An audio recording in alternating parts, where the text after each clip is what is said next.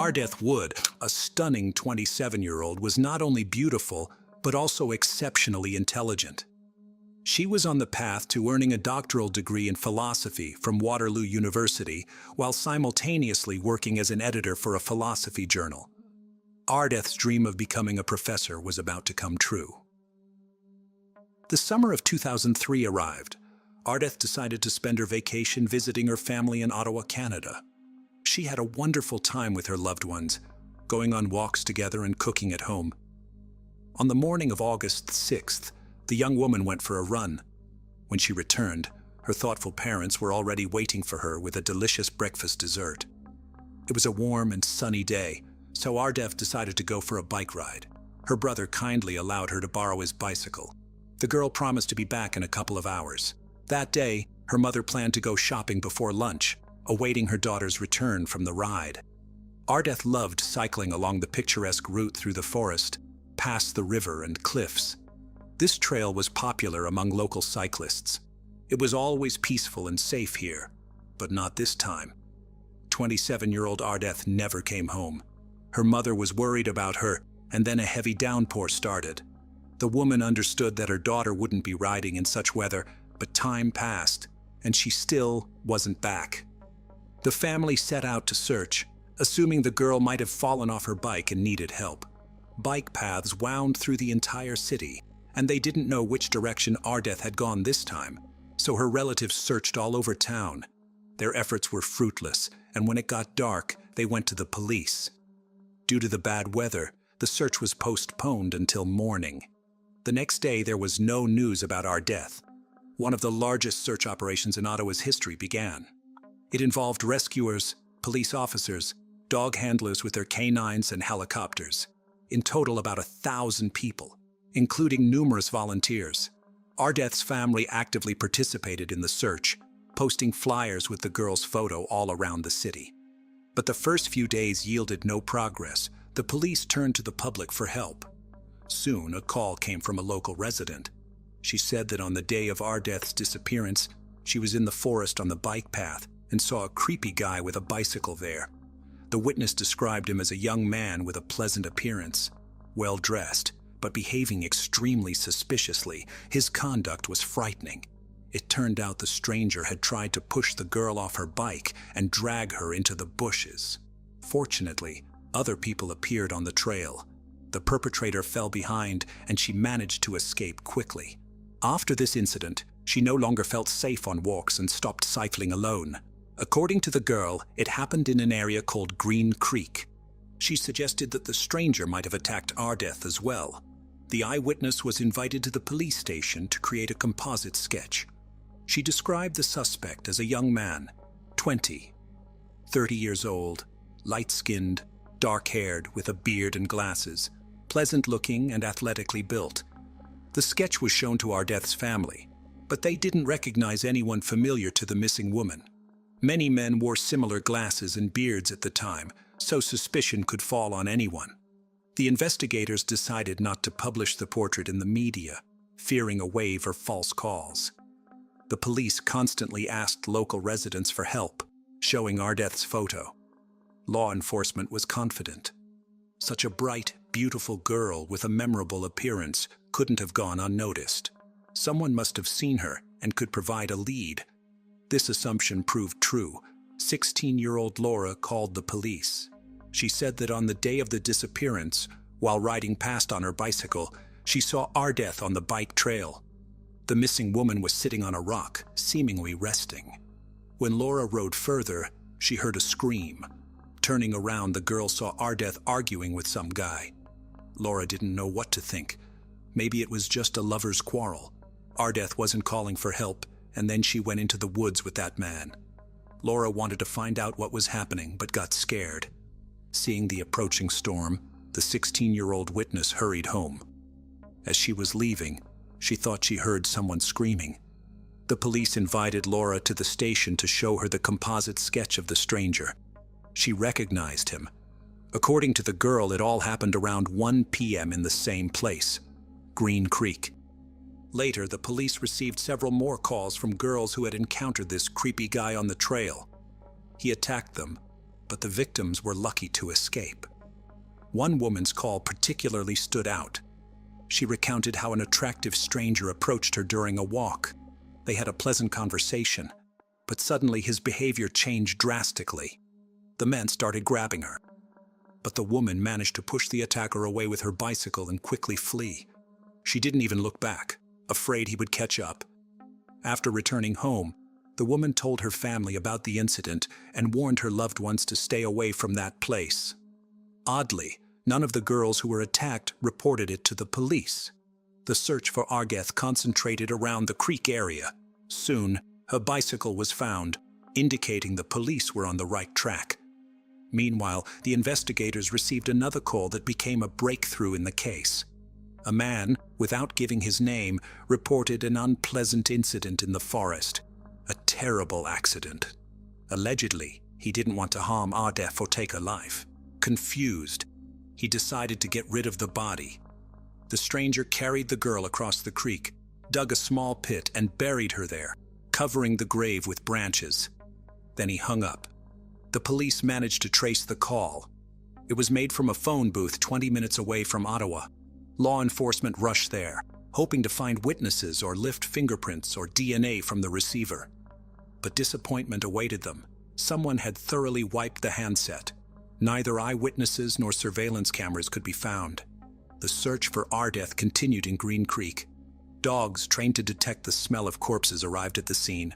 Soon, the worst fears of the family and the police were confirmed. With the help of the dogs, they managed to find the missing woman's grave, located between two trees in a quiet, picturesque spot. Coming closer, the detectives saw the half-buried, naked body of the girl. Likely the criminal was startled by someone, which is why he buried the victim so sloppily. Criminologists started examining the crime scene, but, unfortunately, found no evidence, no fingerprints or DNA. The medical examiner confirmed it was Ardeth Wood. She died a horrific, agonizing death that didn't resemble an accident at all, contrary to what the stranger said in his conversation with the police. The cause of death was drowning. Algae were found in her lungs, so the girl was still alive when she ended up in the water. Despite the body being found naked, the medical examiners didn't find unequivocal signs of rape, although they didn't rule it out. The police believed the crime was sexually motivated. In their opinion, the stranger hunted girls in a deserted place for this purpose. Otherwise, what else could have driven him? The detectives needed to catch the criminal urgently to avoid new victims. They were convinced he had attacked several girls and had already killed one. How far could the maniac go? The police decided to publish a composite sketch of the suspect in the media, asking the public for help in identifying him. Investigators received about 4,000 calls with leads and began processing them, which took a lot of time. On September 10th, the police released important information about the suspect. It turned out that the girls who saw the stranger in the forest had noticed one detail. He had an eagle tattoo on his left shoulder. This was a crucial lead that could help track down the criminal. The media published a sketch of the tattoo, after which several calls came to the police. People reported acquaintances with bird tattoos on their faces, necks, or backs. However, this information led nowhere. In April 2004, while processing another batch of calls, investigators came across an important clue. A man claimed he knew the killer. The person lived in the area and was riding a bicycle in the Green Creek vicinity at the time of the crime. The detectives were interested in this information and invited the specified suspect for a conversation. When the guy entered the police station, the investigators were amazed. He matched the criminal's description both in appearance and age. During the conversation, the young man was noticeably nervous. He said he often rode his bike along that trail, not understanding what the issue was. When the police asked him to show his shoulder, an eagle tattoo was found there. It turned out that the man had previously had problems with the law. He became the prime suspect. The interrogation lasted 3 hours. The entire time, the suspect answered questions defiantly and aggressively. He said about himself, "I'm like a scorpion under a rock. You never know what I'm going to do." The guy had no alibi, but couldn't say what he was doing on the day of Ardeth's disappearance. However, He denied involvement in the girl's murder. There was insufficient evidence against him, so the suspect was released but placed under surveillance. A few weeks later, he was invited for questioning again. The detectives had gathered a lot of information about him and carefully prepared their questions. They also suggested the young man take a polygraph test. The suspect agreed and easily passed all the tests. The police couldn't believe it but had to let him go, dropping all suspicions. The investigation had reached a dead end. The Ottawa police announced a $50,000 reward for any information that would help solve the case. It was the largest amount law enforcement had ever offered under similar circumstances. Soon, about 5,000 calls with leads came in, which the police began to check.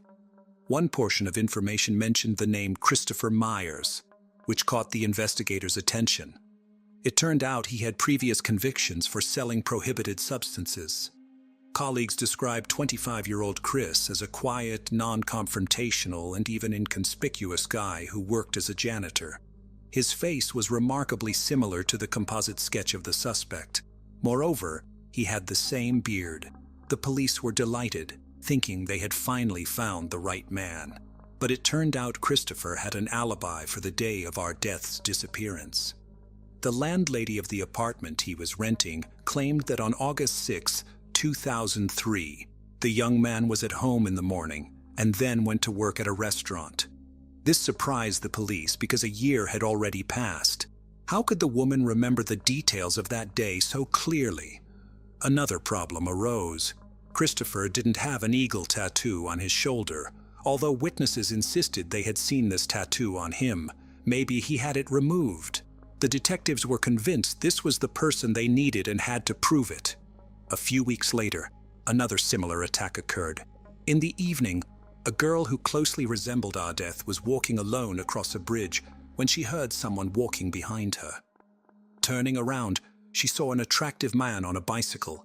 The girl had no intention of making acquaintances or talking and asked to be left alone. The man rode past her, and just as she sighed with relief, the stranger turned his bicycle around and rushed straight at her. There was no one around who could help. The attacker jumped off his bike and forcibly dragged the victim into the bushes. The girl screamed very loudly, which seemed to frighten the assailant. He fled. The victim went to the police. Other investigators took on this case. Everyone assumed it was an attempted robbery, and the detectives investigating Ardeth's disappearance found out about the incident much later. In May, another attack occurred on a tall blonde woman similar to the missing person.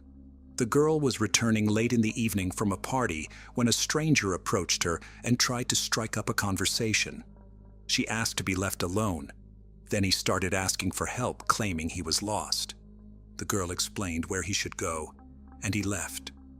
She breathed a sigh of relief, but literally 10 minutes later, he attacked her from the bushes. The assailant furiously began strangling her, twisting her neck. At that moment, the girl thought it was the end, but she continued to resist, screaming, hitting him, biting. Her screams attracted the attention of the residents of the building who came out to see what was happening. This frightened the criminal and he fled, but this time he made a serious mistake. In his haste, he dropped his phone. Investigators established that the mobile belonged to Christopher Myers, whom they suspected in the Ardeth murder case. The puzzle came together. Chris committed all the similar crimes. He chose girls with similar appearances, blondes, and attacked them. Christopher was brought in for questioning, but he wasn't in a hurry to confess to the murder. He said he had never been to Green Creek, had never seen Ardeth, and wasn't involved in the other attacks. Chris complained about mental health issues and uncontrollable aggression, but insisted he hadn't caused physical harm to anyone. The detectives noticed he had crooked teeth and persuaded him to take a polygraph test. The test lasted 5 hours, and Chris failed it miserably. But despite this, he still continued to claim his innocence, saying the polygraph was wrong. Since the results of the lie detector test weren't considered evidence, the suspect had to be released. For the next 5 months, detectives gathered evidence against him, interrogating everyone who knew Christopher. Relatives, friends, colleagues, and his ex-girlfriend. It turned out Christopher was born into a dysfunctional family of alcoholics. His difficult childhood was accompanied by the development of various mental disorders, attention deficit disorder and schizoid disorder. Chris was taken from his birth family and adopted by another couple. The adoptive parents treated the boy with love, but he was uncontrollable. They couldn't cope with raising the troubled child and returned him to the orphanage when Chris turned 12. As he grew older, he seemed to become an ordinary, normal guy. Christopher graduated from school, entered university, socialized with friends, and lived in a dormitory. But his roommate considered Chris abnormal. He told creepy stories that frightened her. Eventually, she kicked him out of the room. Chris's ex-girlfriend revealed that he loved cycling along the trails of Ottawa and was fascinated by the picturesque scenery. She also disclosed his main secret. Christopher enjoyed temporary tattoos. For a while, he had the exact image of an eagle on his shoulder. The girl was shown a sketch of the tattoo, and she confirmed that he had the same one on his left shoulder. Christopher was summoned for questioning on October 13, 2005. He was placed in a very cramped interrogation room. This time, the conversation was conducted by burly men who pushed their chairs right up against Chris. All this put tremendous psychological pressure on the suspect. The investigators started with simple words. "We know everything about you, Chris. We know it was you who killed Ardeth." Christopher responded evasively. 3 hours later, he began to give testimony, confused and inconsistent. Chris admitted that he was in Green Creek that day and met Ardeth. Struck by her beauty, he decided to get acquainted. He started giving compliments, chatting nicely, and then invited the girl into the woods, and she agreed. Once there, Christopher began hugging and kissing her, showing the detectives exactly how. And then, according to him, it all ended. Ardeth recoiled from him. Apparently, she didn't like his manners. She ran away but fell into the creek. Christopher tried to save the girl but failed. He wanted to portray himself as a hero, but this absolutely didn't correspond to his subsequent actions. For some reason, he pulled Ardeth's body out of the water, undressed it, and buried it. When the policeman stated that Chris was going to be charged with murder, he immediately retracted his words. "No, I never met her. It was a joke. I took all the information from the newspapers." The detective had to have a serious one-on-one conversation with him. Eventually, Chris confessed to killing Ardeth. He even drew a map with the trails in Green Creek where he met the girl. On it, he marked another person, Laura, who saw him with the victim in the forest. Laura recognized the suspect as the same man she had seen then. Christopher was arrested on October 20th, 2005. He agreed to go to the crime scene to recreate the events. But when they arrived at the indicated trail, Christopher suddenly declared that it wasn't the right location, claiming everything happened elsewhere, although everything matched. Christopher had an unstable psyche. He would give testimony and then retract his words. Later, he also confessed to other attacks on girls. He was charged with additional crimes for these offenses. At the trial, the lawyer stated that Christopher was just a troubled young man.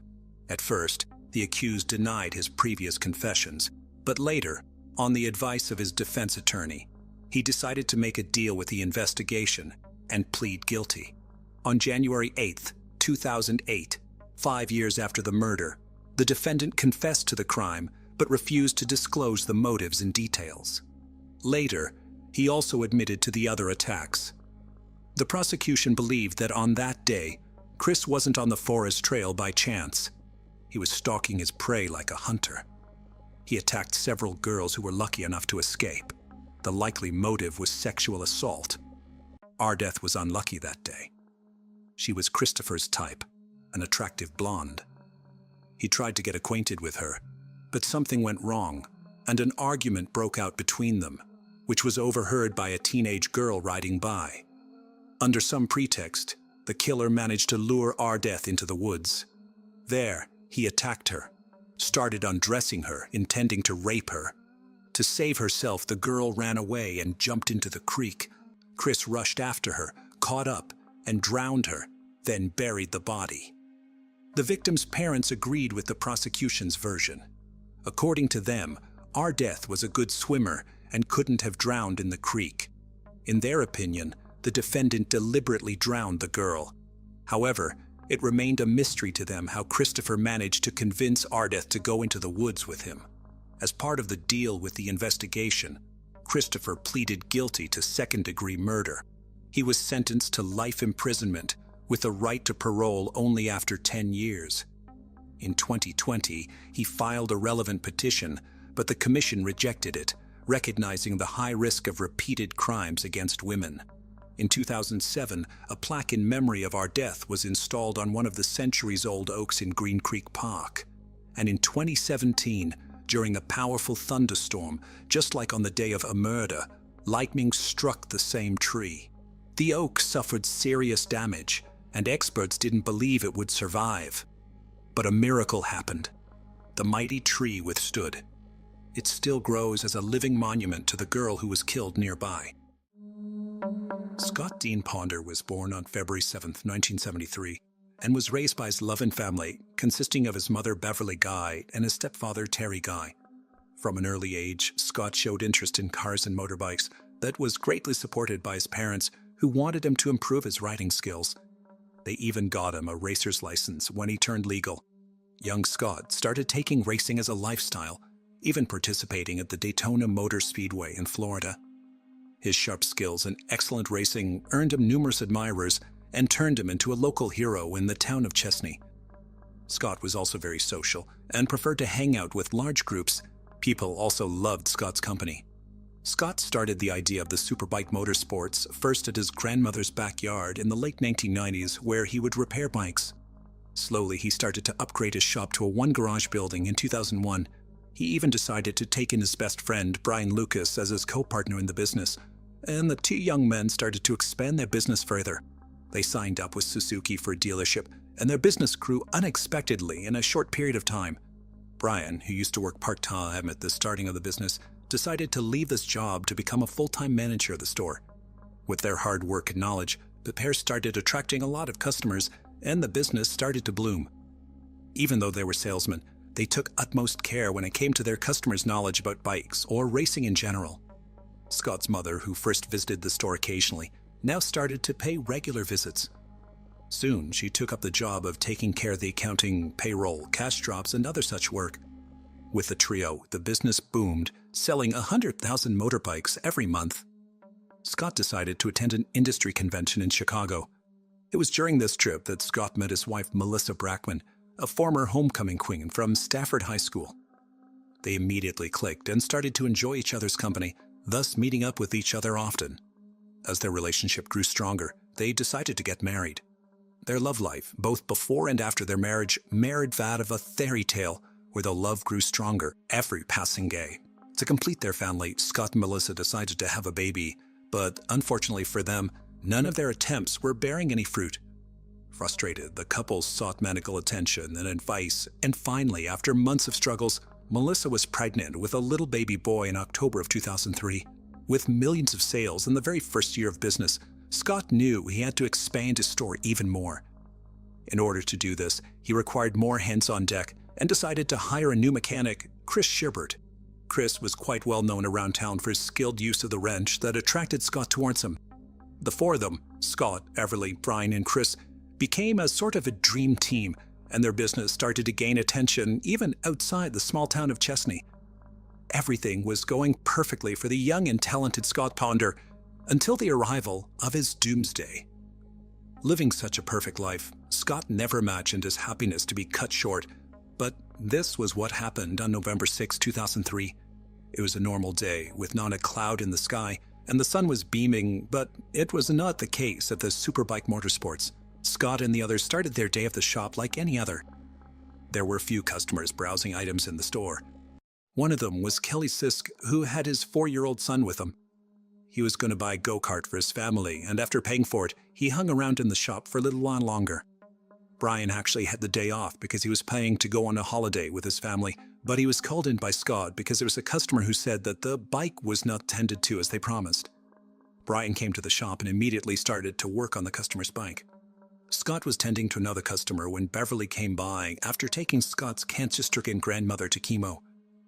She used to take deposits for her son to the bank, and that day she was intending to do the same. When she dropped by, she started to help Scott a little at the counter since she was planning to go to the bank much later.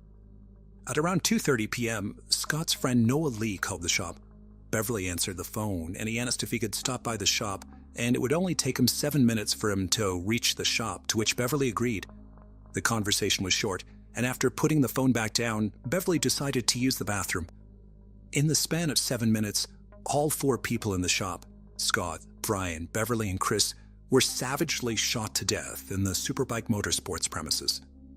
At 3 p.m., when Scott's friend Noah came by, he saw Scott and Brian lying at the front of the shop as still as statues.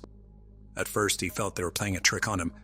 He even lightly kicked both of them, telling them to stop messing with him until he saw the pool of blood underneath their bodies and immediately dialed 911.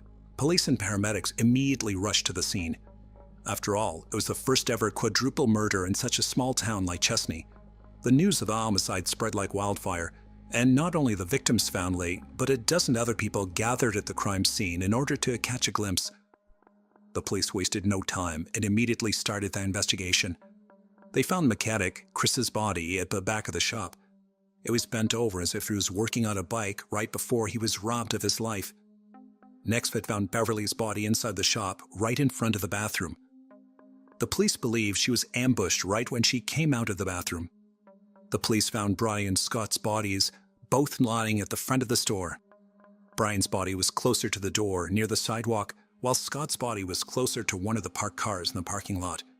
This, the police inferred, was maybe because both Scott and Brian were trying to run for their lives.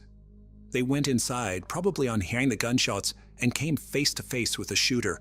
And on seeing the dead bodies of Chris and Beverly, they immediately ran out the door, but their attempt to escape failed miserably. The police and forensic teams searched the crime scene thoroughly and gathered blood samples and other evidence from the crime scene. This was an execution-style homicide, where the shooter entered the shop with the motive to murder the people present there and shot them in the chest and head point blank.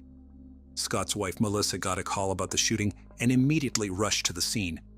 Detectives conducted a thorough investigation, and it didn't take them long to arrive at their first clue.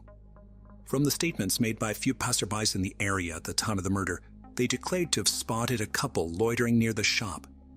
Sketches of the suspects were drawn during the questioning of these eyewitnesses, and the detectives immediately circulated the pictures all over South Carolina. The detectives speculated that the man was the one who shot the victims, Chris and Beverly, at the back, while the woman was distracting the 2 men, Scott and Brian, up front. When the man came to the front where the 2 men were, he shot them. This was just mere speculation by the detectives, and none of the facts in this theory were proven. Months passed and police couldn't find any clue regarding the case. Extensive media coverage of the case started putting pressure into the detectives as they started to revisit the crime from a different perspective, and sure enough, a breakthrough appeared. Detectives started to do a thorough study of the victims' past and current lifestyles, and though Scott, Beverly, and Brian's backgrounds came out to be clean, it was not the same for the mechanic, Chris Schubert. When detectives checked Chris's previous job, the news of a drug connection came into the picture. The detectives found out that Chris might have been involved with the wrong company and was also responsible for smuggling drugs. Moreover, Chris was scheduled to go to court the following Monday before the murder took place. It was 2003 when drug smuggling and abuse was increasing every single day, and the police were hoping to arrest the key criminal players to eradicate the root cause of drug abuse, especially among young teens. The detectives and the public now started to wonder if this quadruple homicide took place with the motive to murder only Chris, and the other 3 victims were just collateral damage. They even started to speculate that maybe the people involved in this drug business felt that Chris would give evidence against them in court on Monday and decided to end his life. The detectives said that this could be a possibility since Chris was the one who was shot first. However, regarding this path of speculation, no evidence was found by the police. Therefore, the investigation stalled again. Finally, after a whole year, the detectives approached the case from a completely different angle once again. The detectives found that Brian, Scott's friend and co-worker, was looking for a house weeks before the murder, but strangely enough, his wife Robin had no idea regarding this decision taken by him. Later, Brian's mother, Lorraine Lucas, spoke of the unhappy and strained marriage between the pair and how Brian was planning to move out to live alone. Though this didn't seem to have a connection to the shooting, a discovery made by the detectives a few days later brought out a shocking revelation to the case. This quadruple homicide took the lives of 4 people and broke the hearts of many others. The victims' families were coping with the hard times, but it was especially hard for Melissa. Her life was perfect before it all came crashing down when her beloved husband was shot. Despite all this, Melissa knew she couldn't give up now that she had a new reason to continue living, and that was her son. When Melissa's son, Scott Ponder Jr., was born in June 2004, Melissa was still being called upon by the police at intervals for interrogation. In one such incident, the police collected the DNA sample of Scott Jr. from a discharged diaper when Melissa had changed him at the station itself. The results of the DNA test left everyone dumbfounded. According to the reports, Scott Jr. was not the child of Scott, but Brian, since his DNA matched with Brian's found at the crime scene. This created tension between Melissa and her father-in-law, William Ponder, who kept asking her if this was true. The detectives started to approach this case from the point of a possible love triangle between Scott, Melissa, and Brian. Questions about her being unfaithful to her husband spread all throughout the neighborhood. Moreover, Brian's mother stated that it was possible for Brian to have an affair, considering how unhappy Brian was in his marriage, and the thought of divorce might have crossed his head at times. Melissa was called multiple times to the police station for interrogation about her affair, but she was resolute. She said that both she and Scott had struggled a lot to conceive this baby, and Scott Jr. was undoubtedly Scott Ponder's child. She later told about how she was harassed every day by the same questions when she knew it was hers and Scott's baby. For the next year and a half, detectives kept track of every move made by Melissa in order to find a breakthrough. Finally, after 18 months, however, the detectives claimed that there must have been a mistake regarding the blood sample collected at the crime scene. The detectives stated that they conducted a DNA test for Beverly and Scott from the blood sample collected from the crime scene, and the results did not match. In the reports, Brian's DNA matched Beverly's when clearly Scott was the son of Beverly. At this point, the detectives knew that they'd made a grave mistake.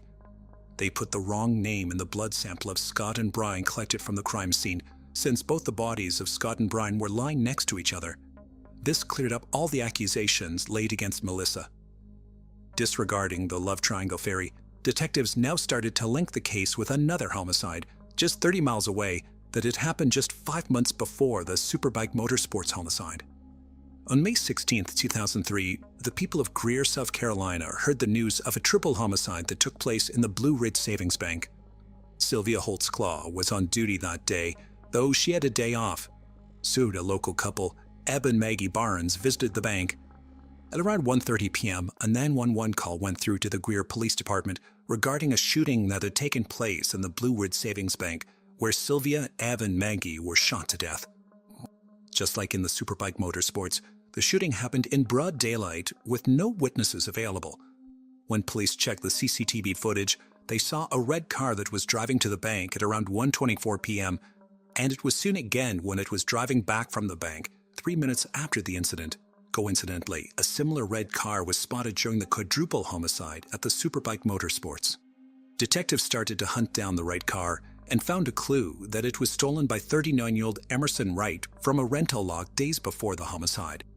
The police concluded that he'd entered the bank to rob, but panicked and shot the couple when they tried to intervene. Unfortunately, the detectives never got to question Emerson regarding the bank and the Superbike Motorsports murder because of how incidents unfurled 2 years later in another car chase involving him and the Georgia State Police. He was wanted for a series of burglaries in the Atlanta area. When he was chased by the state trooper, he crashed his car, got out, and shot himself with a single gunshot wound to his head. Later, the detectives declared that though there are similarities between the two cases, they didn't believe that the two cases were connected. Left with no clues or possible theories to continue their investigation, the quadruple homicide at the Superbike Motorsports turned into a cold case months later in 2004. For 13 years, Melissa, along with the other families of the victims, didn't stop with their efforts of finding any clue that might lead them to the person who was responsible for this atrocious crime, but to no avail. Finally, a ray of hope shone on them when the cold case of the quadruple murder that took place on November 6, 2003 in Superbike Motorsports reopened When the detectives got a breakthrough in the case in 2016, 13 years after the crime had been committed. The man behind the shooting came into the spotlight when he was arrested for a different murder that he committed, and during the interrogation, he confessed to the Superbike Motorsports quadruple murder. This man was 45-year-old Todd Colhip. Todd was born on March 7, 1971, to mother Reggie Tague and father William Samsel. His parents divorced when he was 2 years old, and though he started to live with his mother and a new boyfriend, he wanted to spend more time with his biological father. Todd was extremely aggressive and hyper, at times not having self-resistance over his anger issues. He was a troublesome kid and showed hostility towards animals when he was in nursery school. He killed a goldfish with Clorox bleach and shot a dog with a BB gun. He spent 3.5 months in Georgia Psychiatric Hospital, but there seemed to be no change in his aggressive behavior. His mother, Reggie, finally decided to send him to his father, William, hoping a change in the environment would help his behavior. On November 25, 1986, Todd planned a kidnapping of a girl named Christy Granado in Tempe, Arizona. He knocked on her door, threatened her with a .22 caliber revolver, and demanded for her to follow him to his house. He brought her to his home, tied her up, taped her mouth shut, and then proceeded to assault her. Afterwards, he walked her home and threatened to kill her entire family if she told anyone about what had happened. Christy, however, confessed everything to her parents, and her father called 911 immediately. Colhip was charged with kidnapping, sexual assault, and committing a dangerous crime against children. In 1987, he pleaded guilty to the kidnapping charge and the other charges were dropped. When he was released, Todd was a changed man. He started to work for himself and even got a job. No further complaints were heard against them until 2016. On August 31, 2016, 30-year-old Calla Brown and her boyfriend, the 32-year-old Charlie David Carver, went missing after they were last seen going to Todd's house to remove brush from one of Todd's properties. On November 3, 2016, investigators found Calla chained to a wall inside a metal storage container on the property of Todd. Later, investigators also retrieved the body of Charlie that had multiple gunshot wounds in it.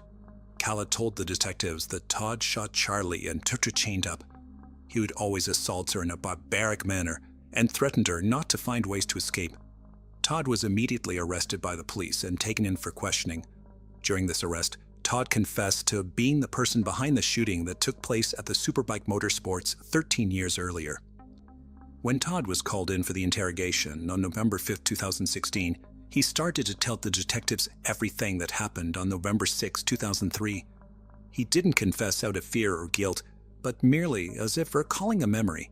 He said that he bought a Suzuki GSXR 750 from Superbike Motorsports, but just days after buying the bike, he realized he couldn't ride it. Having no prior knowledge of riding a bike, Todd then decided to exchange the bike for another one that would be much easier to ride for a beginner such as Todd. He then told the detective that he was mocked by Scott and Brian for his inability to ride such a bike. The bike exchange didn't take place that day, and Todd returned home. 14 days after the purchase, the bike got stolen from the front of the apartment complex where Todd lived. He filed a police complaint regarding the stolen bike, but the police never found the vehicle. Todd also mentioned that even the law enforcement officer made fun of him. He lost a $1,000 deposit for insurance, but neither the police nor the shop contacted him after that regarding the stolen bike. Todd started college and went to Greenville Tech.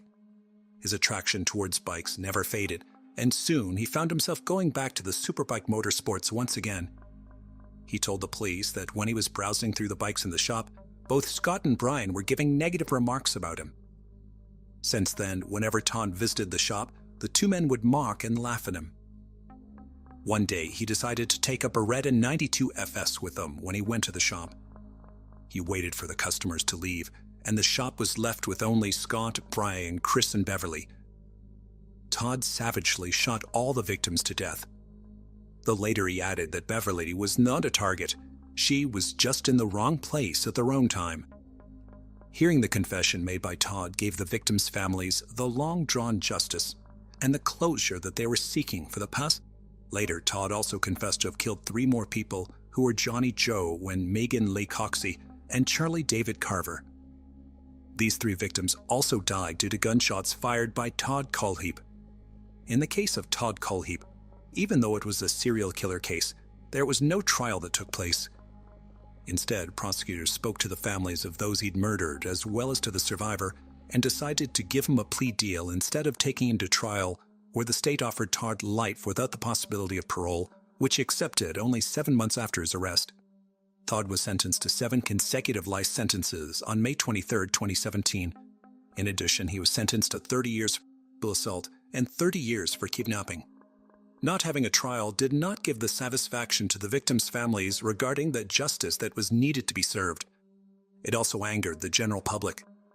It's not fair for families to wait years and years for justice, Seventh Circuit solicitor Barry Byngat later told reporters.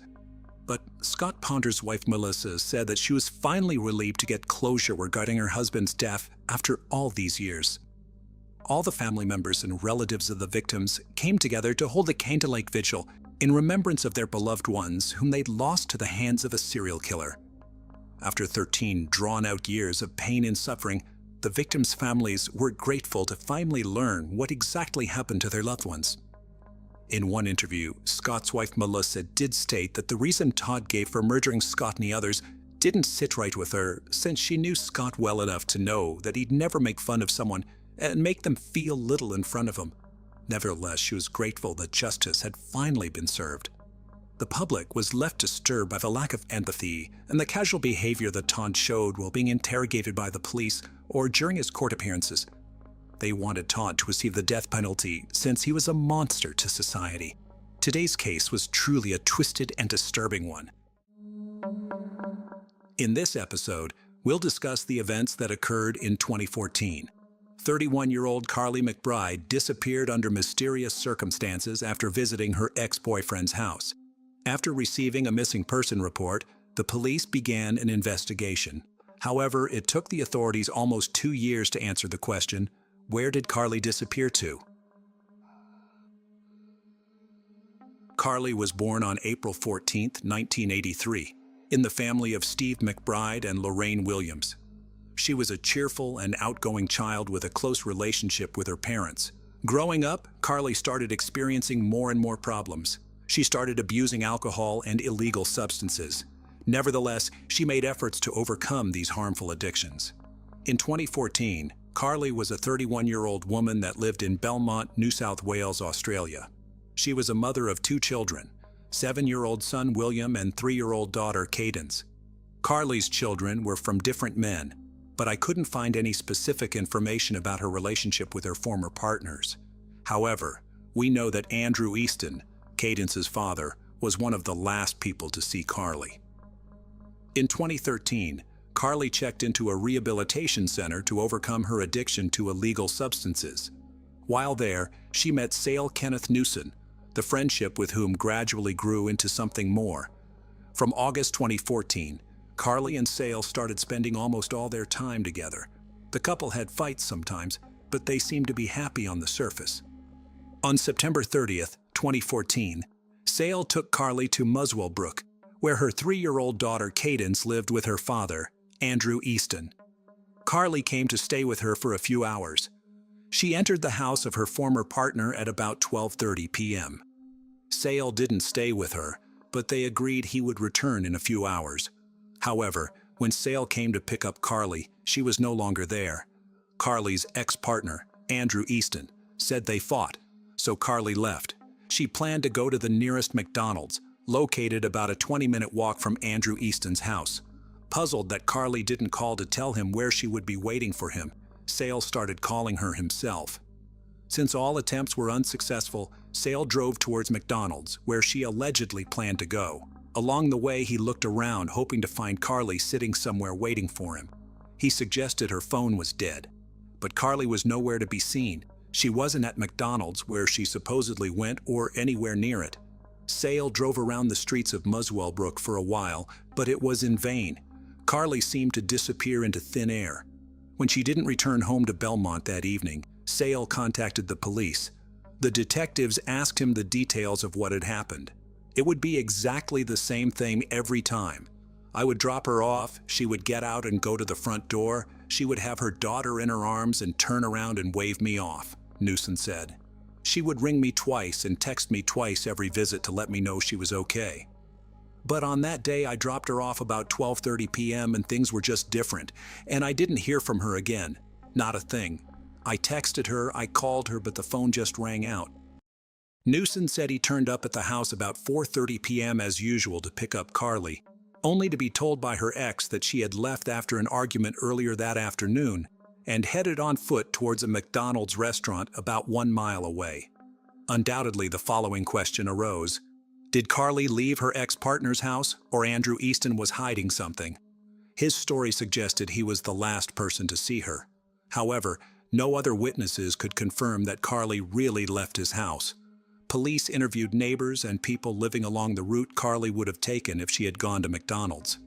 The fact that no one saw her has further increased suspicions about her former partner.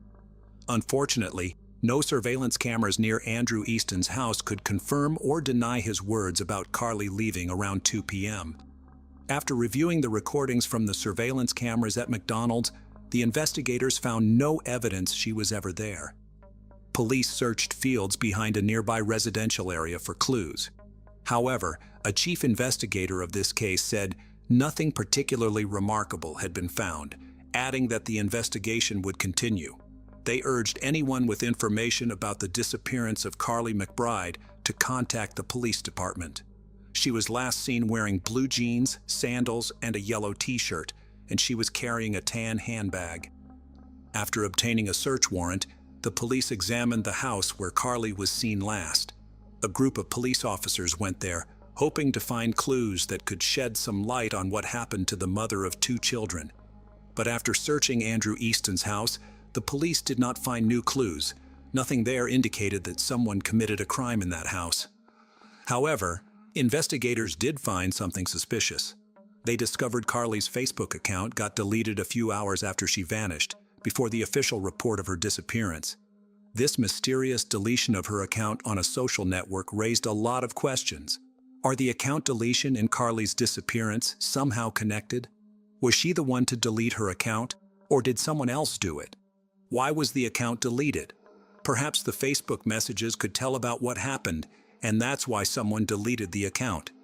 To get answers to these questions, the detectives turned to the U.S. Department of Justice, hoping the latter would help restore Carly's account and determine who could have deleted it.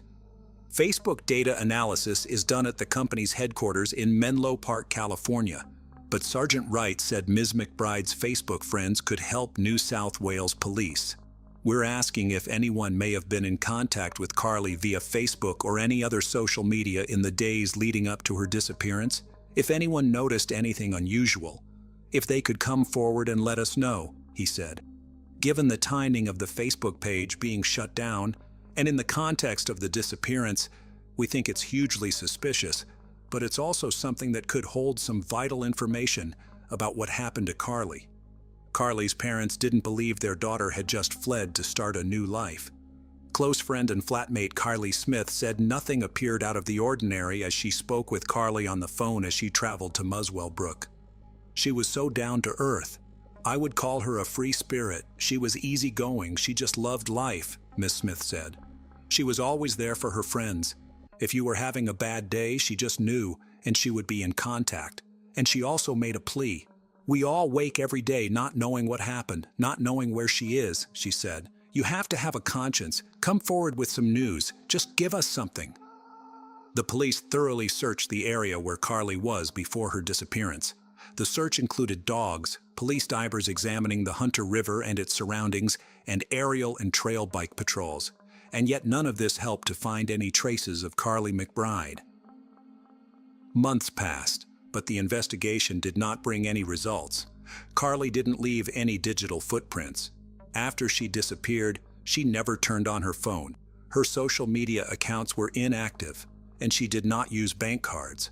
Investigators began to assume that Carly was no longer alive. 9 months after Carly's disappearance, her parents sought help finding their daughter. They were joined by Detective Timothy Seymour, who could contribute by requesting any information helpful to the case. Ms. McBride's mother, Lorraine Williams, shed tears during the public appeal and begged for help to find her beloved daughter. If you know anything, even if it's the smallest thing, please come forward and help us, she said. Steve and Lorraine said their family experienced difficulties after Carly's disappearance. "We are coping the best we can," Mr. McBride said. "As far as Carly's children are concerned, it's a fairly complex area. Both children have two different fathers, and to be honest, we haven't had too much close contact with those children. So we're just hoping that changes so we can have further contact with them." Detective Inspector Timothy Seymour said officers had worked tirelessly since Ms. McBride's disappearance. "We have a plethora of information that we are sorting through, however we are still appealing again," Inspector Seymour said. "The breakthrough moment may come from somebody who might think they have an innocuous piece of information." Over time, Carly's parents started realizing that they would probably never see their daughter alive again. Lorraine wrote a heartbreaking letter addressing the man who robbed her of her daughter. "I don't believe there is one person who does not now know what happened to my bub, or hasn't noticed what has happened on that fateful day. Please help us for her children. They are innocent and gorgeous babies. Whoever you are, you have taken their mummy away. Their lifeline to fun times and happiness in their lives. Their tower of strength. They will never feel her soft, warm, and reassuring kisses, and her big, warm hugs with that big, contagious belly laugh of hers, and her radiant smile. Their memories are lost. They cannot say goodbye to her. Our pain, anguish, angst, and frustration are keeping us all down, causing us to wake up super vigilant that we might get a call to say they have found my bub. Whoever you are, you decided on that day to rip my daughter away from us, you bottom-feeding runt. We are left with question after question after question. We don't know how to grieve or what we are grieving. We are in a kind of grief limbo. Our little beautiful poor babies need to know where their mummy is. They are the innocent victims in this horrible nightmare we are enduring. Please, someone come forward so they can move on and grow into the amazing people their mummy would have wanted them to be. We can't honor and respect Carly's life until she is found. My daughter is reeling you in, and you will be a fine catch when you least expect it. This is my only wish, that we find my bub, that we can put her to rest. It is a basic human right with the dignity and respect that she deserves. Then her babies and their beautiful but broken hearts and heads can start to heal, and they may have a life without the anguish and pain and angst. You didn't give my daughter a chance. Please give her children the knowledge they ache for. William and Cadence should not be burdened with this pain. Please help us give them some semblance of grief and loss in their journey. Carly is a proud Aboriginal woman, as is her beautiful sister, and I am proud and honored to be their mother. No one deserves this in life, but my baby is reeling you in. You are breaking while we are aching. Your truth is Carly's truth, and in turn is our truth. Please someone speak up." Since the police couldn't link Carly's disappearance to her ex-partner Andrew Easton, they turned their attention to another potential suspect, Sale Newson. During the investigation, they learned that the relationship between Carly and Sale was far from perfect. The man was very jealous, which was a frequent cause of their fights. Despite their relatively short relationship, Newson told everyone he was deeply in love with Carly, mentioning she was the first woman he had fallen in love with in the last 14 years. He desperately asked for any information, participated in launching a Facebook page, offered financial rewards, and knocked on every door in the area where she was last seen. But, notwithstanding these public statements of love and devotion, Newson almost immediately started intimate relationships with other women. Besides, a few hours after reporting Carly missing, he offered sexual intercourse to several women. Carly disappeared on September 30th, and on October 2nd, Sale spent the night with another woman, but in public, he behaved like an inconsolable guy who had lost the love of his life. Detectives also discovered that Sale and Carly had an argument 2 days before her disappearance. The reason for this fight was Facebook messages that Carly allegedly received from other men. However, all this was only circumstantial evidence. They needed direct links to bring any charges against Sale Newson. In April 2015, the authorities searched properties at 3 addresses, one in Muswell Brook and the other 2 in Scone. Scone is a town in the Upper Hunter Shire in the Hunter region of New South Wales, Australia. The distance from Scone to Muswell Brook is about 15 miles. During the searches, they seized 3 firearms and an unspecified amount of illegal substances and arrested a 24-year-old man, James Canine. However, the police stressed that the charges weren't related to the ongoing investigation into Carly's disappearance, and yet they did arise during this investigation. Thus, we should keep this name in mind. Almost 2 years have passed since Carly was last seen alive. The police continued to investigate, but there were no new clues to help solve the case. But then, suddenly, there was a breakthrough. On August 7, 2016, in a rural area near Scone, 2 local pedestrians found the remains in a shallow grave in a bush just a few feet from the road. Forensic examination confirmed that these were the remains of Carly McBride, a mother of 2 from Belmont, who went missing on September 30, 2014, in Muswell Brook. The police postponed the announcement of finding her body for 4 days, hoping to obtain additional evidence. Superintendent Guiana repeated police suspicions that they did not suspect Carly, 31, had been snatched off a street by a stranger. "We don't believe that this was a random act, so we are looking into her past and as many people as we can find," he said outside Scone Police Station. But he stopped short of identifying any suspects in the case, as it is all too fresh. "It has taken us 2 years to get this breakthrough, and we have a fairly vast volume of fresh evidence that we need to evaluate in a thorough fashion," he said. "We have put a lot of work into this in the past 2 years.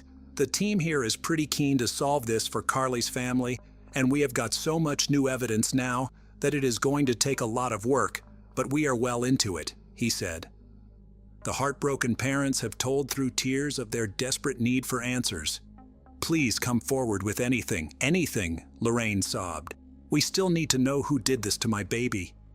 The couple said they have had some closure now with her body being found, and were extremely grateful for the police and public help to find their lost daughter. For 10 months, the investigators carried out extensive work, which resulted in the issued arrest warrant for Sale Newson. On June 19, 2017, he was arrested and taken to a police station. Newson denied any involvement in the death of Carly McBride. However, Sale Newson wasn't the only one who received charges. Police believed that 26-year-old James Canine was the one who helped Newson dispose of the body. Carly McBride, Sale Newson, and James Canine met in a rehabilitation center for people with addiction to alcohol and illegal substances. Each one left the center at different times and for various reasons, but they stayed in touch.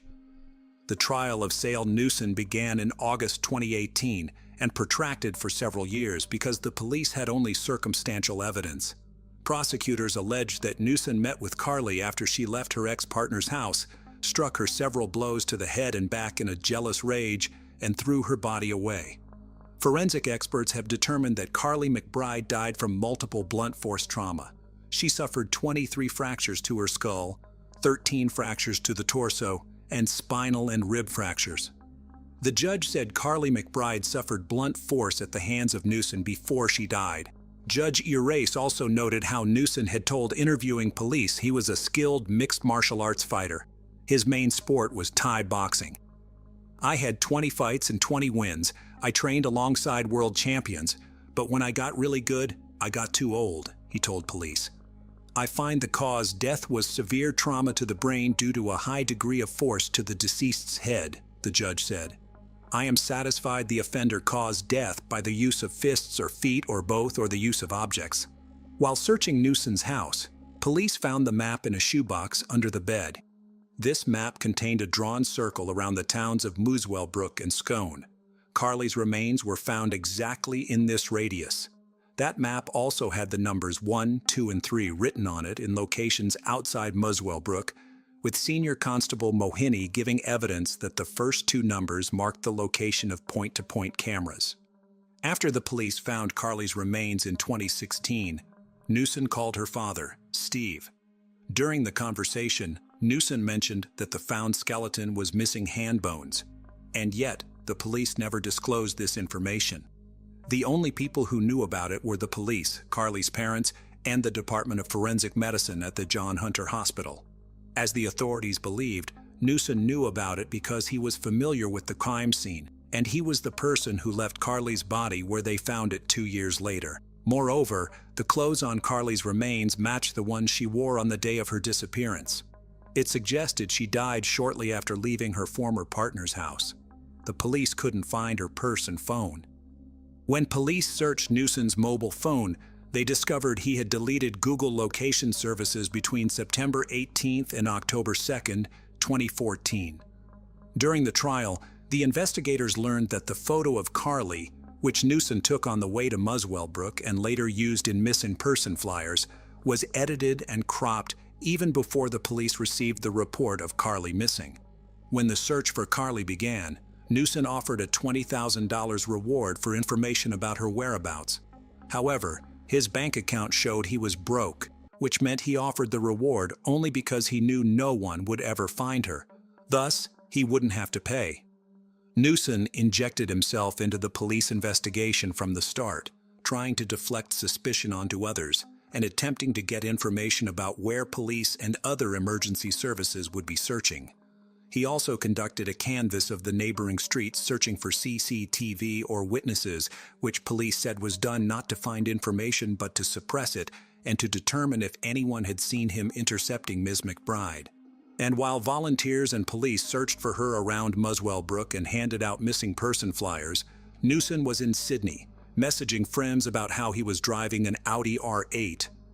As well as that, Newson claimed to know the area where Ms. McBride was found, like the back of my hand, and described it to Carly McBride's father, Steve McBride, despite only seeing footage of a fake crime scene set up by police. The images you are seeing now are not a real crime scene, but a staged one that the police used to see Newson's reaction. The more investigators dug into Newson, interviewed him, looked at his Facebook messages, listened to his phone calls, the more he shone the light on himself. After examining his internet search history, investigators discovered that he was looking for information on how to delete a Facebook account. His account remained active, but Carly's account got deleted shortly after. Although all the evidence was circumstantial, the prosecutor said they did have puzzle pieces that began to reveal a picture when put together. Eventually, these pieces turned into an irrefutable case, ruling out any other possible explanations for how Carly McBride disappeared and how her body was about 82 feet from the side of the road. The judge concluded that the motive for the brutal and unplanned attack on Carly was Newson's jealousy. After he picked Carly up from Muswell Brook, he discovered she had spent about 90 minutes with her ex-partner instead of spending time with her daughter, as was planned. Carly's daughter was not at home during that time, and the fact that she was alone with her ex-partner for an hour and a half allegedly ended with Newson attacking Carly in a jealous rage. Ms. McBride's mother, Lorraine Williams, told a sentencing hearing that she lived in a blur of grief and anxiety for 2 years as she waited for her happy, gorgeous, and outgoing daughter to come home to her 2 young children. Instead, the next time she saw Carly was in the morgue, a day she tearfully described as the worst day of my life. Carly should be here, living her life with her children, her sister, her father, and me, Ms. Williams said. After today, I never want to hear, speak, or see the man who took my beautiful daughter's life ever again. He no longer has any power to hurt me, and I refuse to think of him anymore. I will miss Carly for the rest of my life, every second of every day, Ms. Williams said. Almost 7 years after he reported Carly missing, 43-year-old Newson was found guilty. In December 2021, he was sentenced to 27 years in prison with parole eligibility in 2038. After the sentencing, Newson turned to the judge to restate his innocence. "I understand the verdict's been the verdict," he said. "Your Honor, I'm innocent.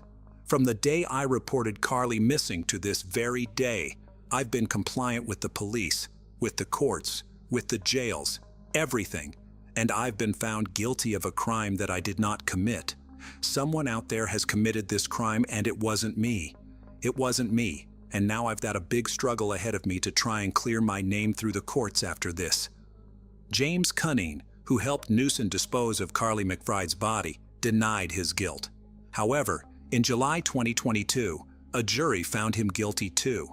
The judge said Cunningham lied to police in 3 interrogations to create a false alibi for Newson and deleted data from the phone to cover his tracks. Unfortunately, I couldn't find his picture, but it is known that when Cunningham received charges in the Carly McBride case, he was already in prison for illegal weapons possession and prohibited substances.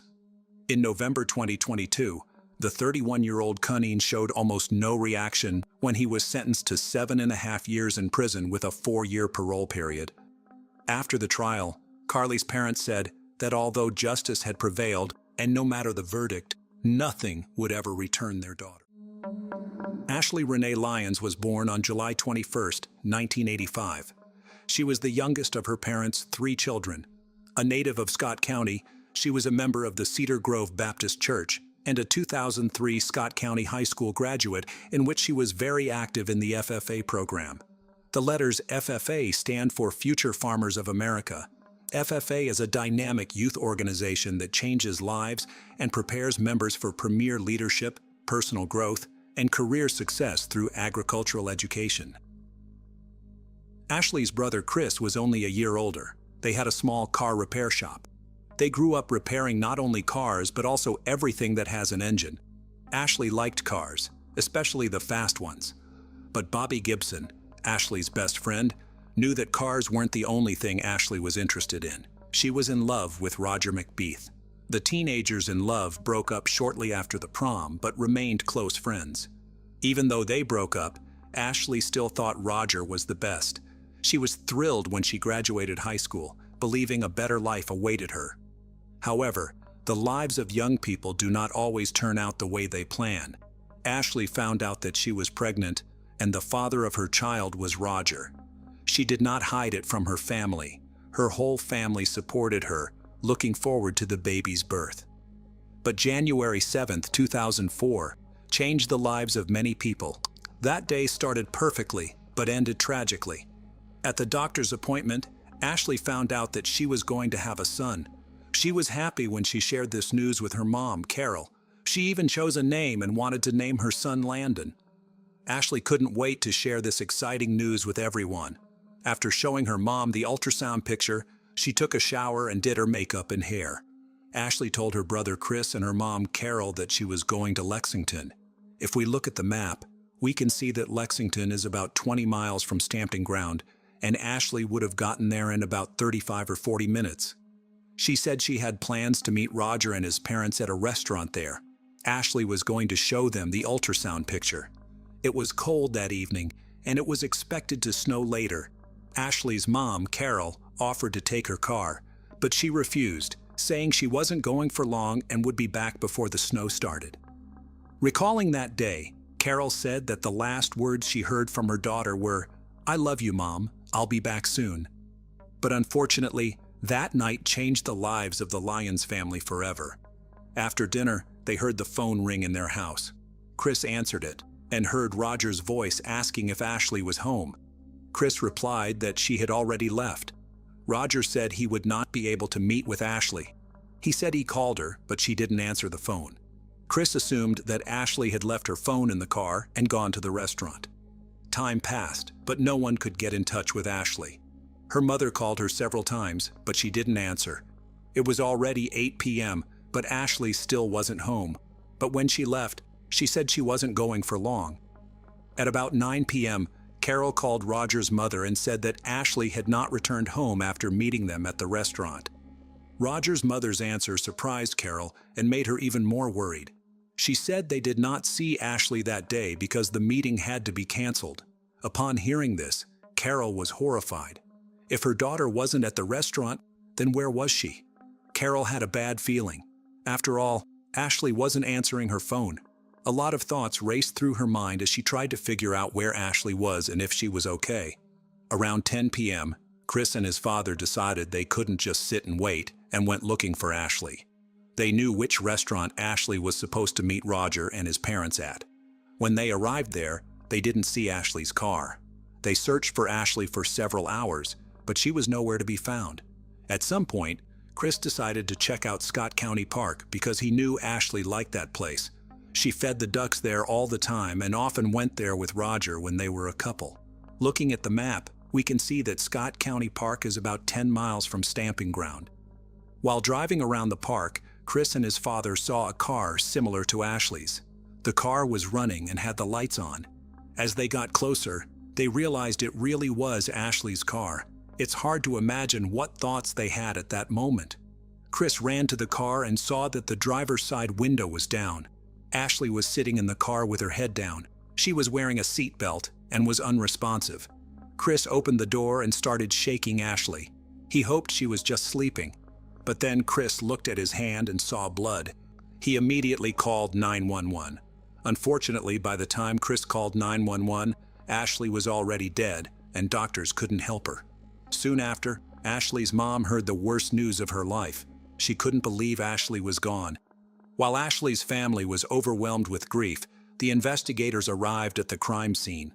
Since Ashley was dead before the ambulance arrived, and since it was evident that her death was the result of a crime, her body remained in the car until the investigators examined the scene for possible evidence.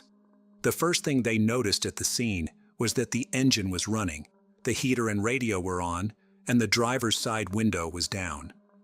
They quickly determined the cause of Ashley's death. There were 3 9mm shell casings on the ground next to the car. Ashley had gunshot wounds to the head and neck. The police searched the park but couldn't find the weapon of the crime.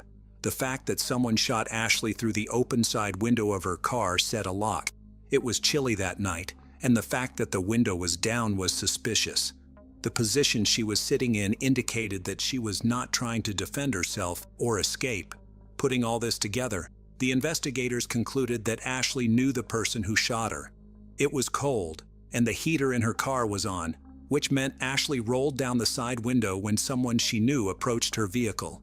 Whoever shot her was standing next to the driver's door. Her purse, wallet, and phone were all in the car.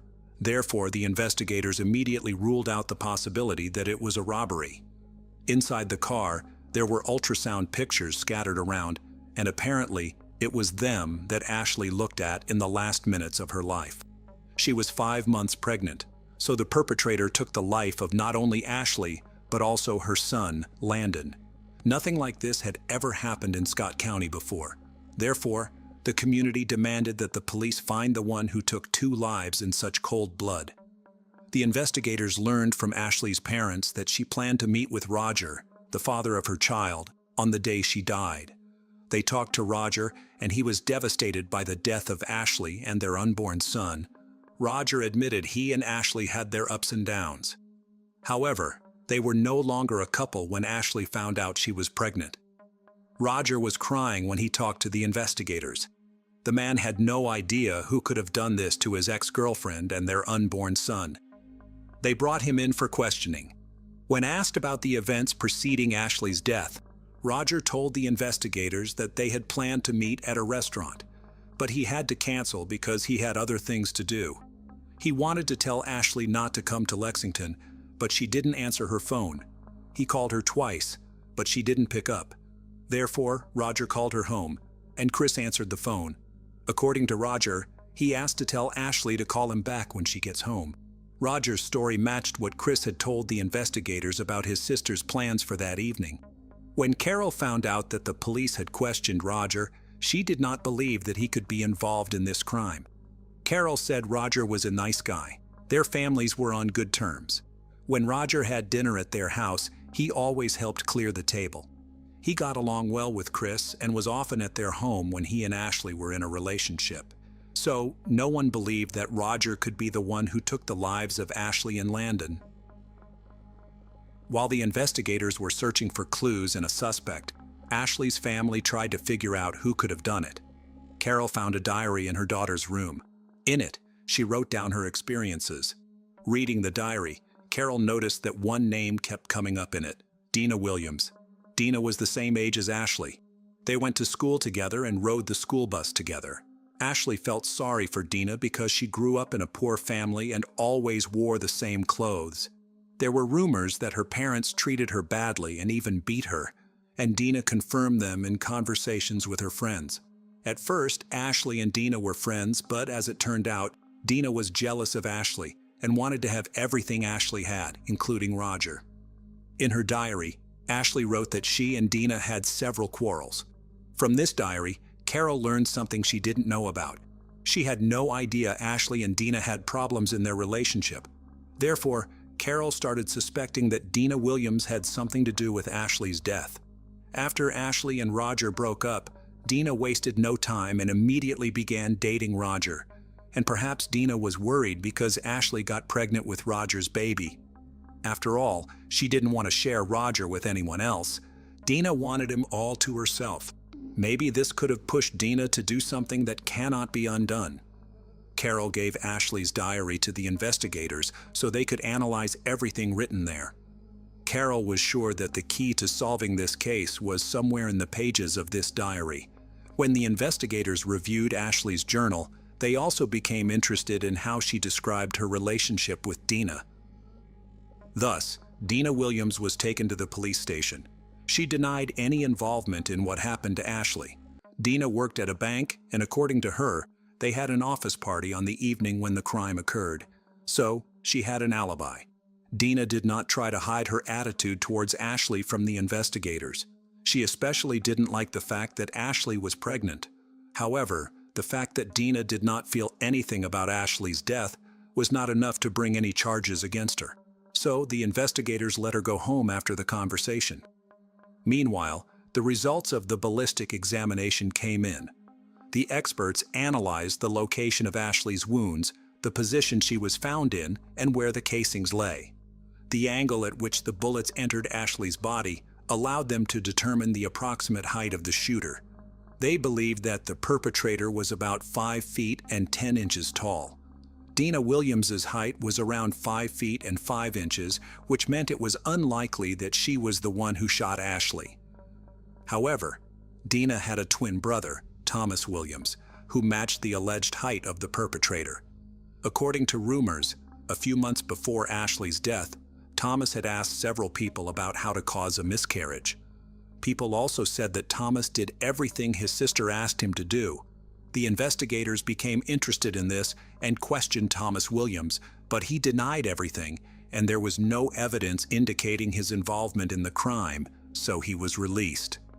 While the police were putting all the evidence they had together to find the culprit, residents wanted to do something to show their support to Ashley's family. They created an improvised memorial with flowers, stuffed toys, and candles. Someone brought 2 crosses, one with Ashley's name and the other with Landon's. While the investigators were looking for new evidence, Ashley's family was preparing for the funeral. It is impossible to imagine what they had to go through because they lost 2 people at once. During the autopsy, the medical examiner removed the fetus from Ashley's body. Ashley and Landon were buried in the same coffin. The fact that the one who committed this crime was still at large made the Lyons family even more devastated.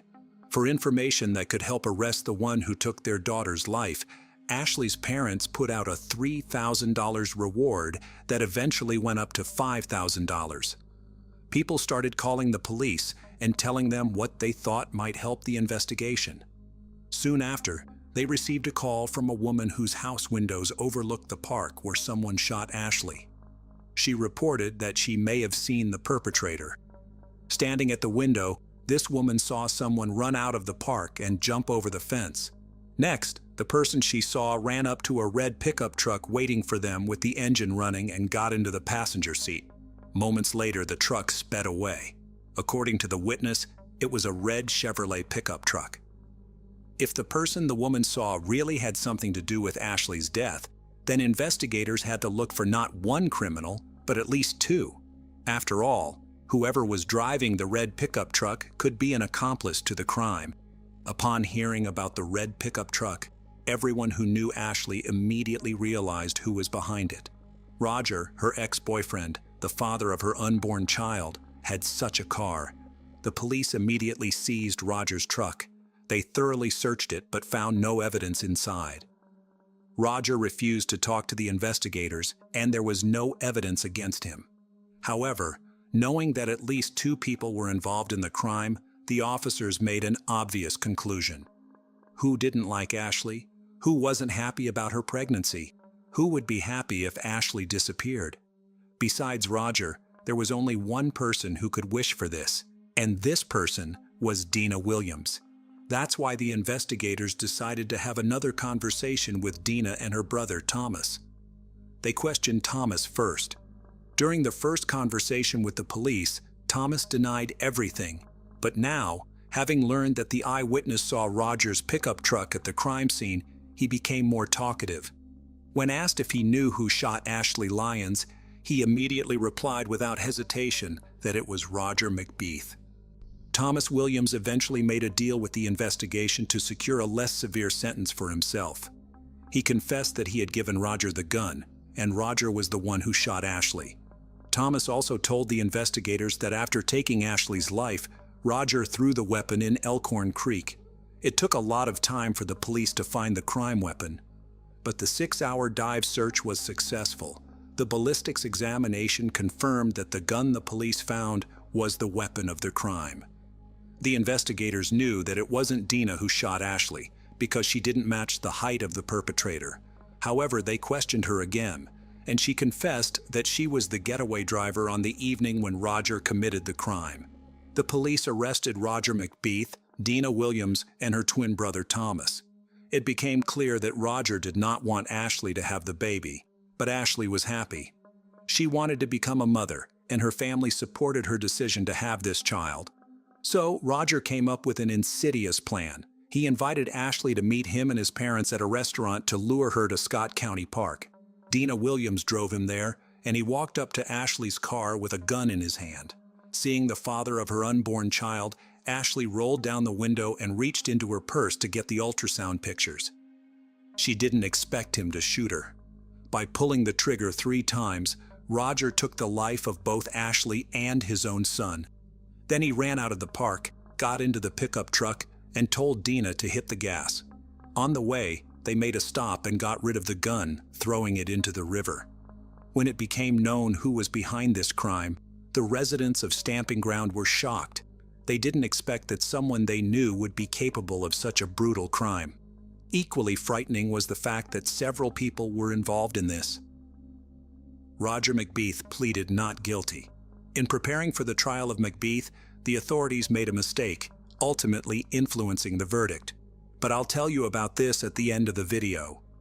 As for Thomas Williams, the court sentenced him to 7 years in prison for his involvement in this crime.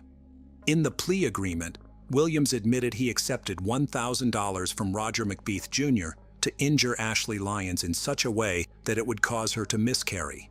The act was never carried out, with Williams then agreeing to give McBeath the gun used in the murder, according to court records. In 2005, Dina Williams pleaded guilty. As part of the plea agreement, prosecutors have recommended Williams serve a total of 20 years in prison, making her eligible for parole after she has served 85% or 17 years of her term. During the trial, prosecutors planned to put several witnesses on the stand who claimed Williams said she wished Ashley Lyons was dead, had plotted with McBeath to poison Ashley, and had offered people $1,000 to cause Ashley to miscarry by beating her up, the court document said. According to prosecutors, Williams and McBeath resorted to more drastic measures after their original plans failed. Williams said her attorney, public defender Rodney Barnes, told her a jury would probably have found her guilty. "I'm hurt, and I'm scared because I pleaded guilty to something that I didn't do," she said. Williams acknowledged she took McBeath to the park the night of Ashley's murder so he could view the ultrasound pictures of the couple's unborn son, but said she drove around the Colony subdivision while they met and later came to pick him up. She heard 3 gunshots during her drive, but at the time, she did not know what they were, Williams said. "He involved me in the plan without me knowing," Williams said of McBeath. Williams said Roger then called Ashley Lyons on his phone, telling her he loved her and was sorry he had missed meeting her at the park. The jury heard the recording of this message at McBeath's trial. According to Williams, when leaving the park, McBeath never told her that Ashley Lyons was dead, and she never told police about what had happened for fear of what McBeath would do, saying he was abusive toward her. "I was scared to death of that boy," Williams said. "He even threatened to kill me." Williams said she regretted everything that happened and felt terribly for the Lyons family. "I am so sorry," Williams said, crying. "I wish I could go back and change this." However, McBeath's parents, Roger Sr. and Rita, said that Williams was lying, calling her a compulsive liar who often acted in the heat of the moment. The couple said Williams was jealous of Ashley and had agreed to the plea deal to take the easy way out. "She was obsessed with my son," Rita McBeath said. "She was the one who had the motive." When they later got the call that Ashley Lyons was dead, Roger McBeath Sr. said his son was in shock, but Williams was unfazed. "It didn't bother her," he said of Williams. "It didn't bother her a bit." In August 2005, the court sentenced Dina Williams to 20 years in prison. She was released on parole in 2021. In the written motion, Williams said she was very young and easily persuaded by her then-boyfriend McBeath. Williams also said she had no knowledge of the relationship between McBeath and Lyons. Furthermore, Williams said she was not the main offender of the crime and has already served approximately 70% of her sentence for her role in the crime. Williams noted in the court filing that she had completed various programs in prison, including courses on anger management, resident legal aid training, horticulture landscaping, and how to be a certified Braille transcriber. After his arrest, Roger pleaded not guilty to the murder charge. The jury convicted him, but he managed to get his conviction overturned by the Kentucky Supreme Court because a jail informant overstepped his bounds by questioning McBeath in jail about the shooting, and the defense was not allowed to question the informant. John Romano, a jail informant, was instructed by the police not to ask Roger McBeath questions about the crime he was accused of. The informant was allowed to have ordinary conversations with McBeath about everyday things, such as sports and movies. The police hoped McBeath would start talking about the crime himself without the leading questions. The Kentucky Supreme Court ruled prosecutors used illegally obtained evidence and overturned the verdict. In 2009, Roger was retried, and this time he pleaded guilty to complicity to commit murder and tampering with physical evidence. The court then handed him a 42-year prison sentence with eligibility for parole in 16 years. The court also sentenced him to 5 years for complicity to evidence tampering, which would run concurrently with his previous sentence.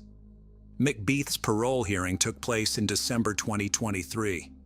"She was my high school sweetheart. She was the mother of my child. She was someone I loved," said McBeath. McBeath told the parole board he was not interested in parole. "I'm not here to convince you all to give me parole. I know I don't deserve it," said McBeath. "But I do want to use this time to say that I'm truly sorry for what I did.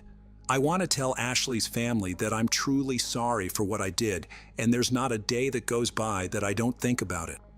McBeath said he didn't wish to continue the hearing after declining his parole eligibility.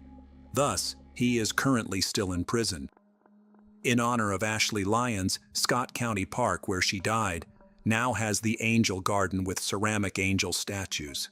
After Ashley's death, Carol and her husband, Buford Lyons, helped pass a fetal homicide law at both the state and federal levels. Under the bill, violence against a pregnant woman is considered 2 crimes, one against the woman and the other against her unborn child. The case of Romina Nunez several years ago literally shocked the whole of Spain with its unimaginable cruelty and cynicism. The very situation in which this unfortunate young woman found herself, we can say, typical. Her husband beat her, and she kept silent, hoping that he would change. However, the denouement of this story shocked even experienced investigators who have seen everything in their practice. The victim's body was never found, only a fragment of it, which the sea threw ashore. But how did it happen? And could the tragedy have been avoided?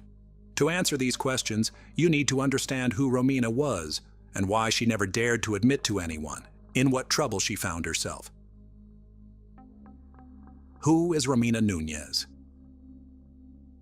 Romina Celeste Nunez Rodriguez was born in the fall of 1990 in the city of Asunción, the capital of Paraguay, and was the eldest of 2 daughters in a poor working-class family.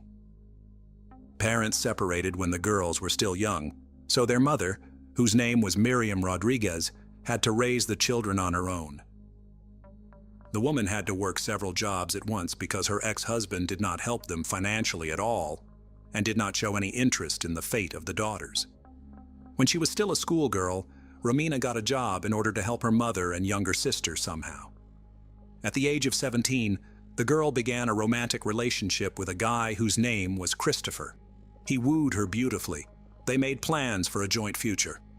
But happiness ended as soon as Nunez learned that she was expecting a child and reported this to her lover. The young man immediately gave the chosen one an ultimatum. Either she terminates the pregnancy or they part forever.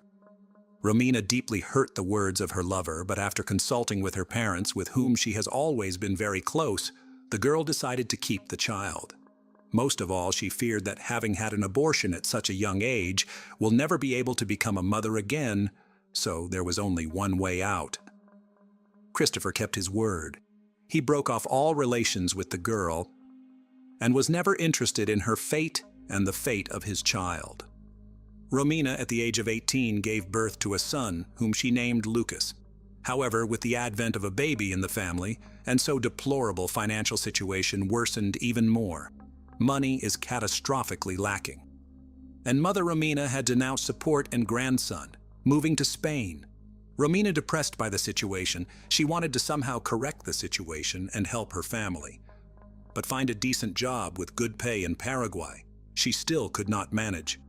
Then the girl called her maternal aunt, who lived in sunny Spain, and the relative invited her niece to her place, assuring her that it would be easier for her to settle down here and that there were more prospects in Europe than in Latin America. Not thinking long, the girl packed only the most necessary things, and having earned an airplane ticket to Spain, went on the road. She left her 2-year-old son in the care of her mother and sister for a while, deciding that she would pick him up as soon as she found a new place to live and a stable job. In the late summer of 2010, Romina flew to Madrid and from there traveled to its suburbs, the provincial town of Alcobendas, where she settled in the house of her aunt. Romina immediately actively began to look for work, and she smiled at her luck. Attractive and sociable beauty got a job as an administrator in a hotel, where she received a decent salary.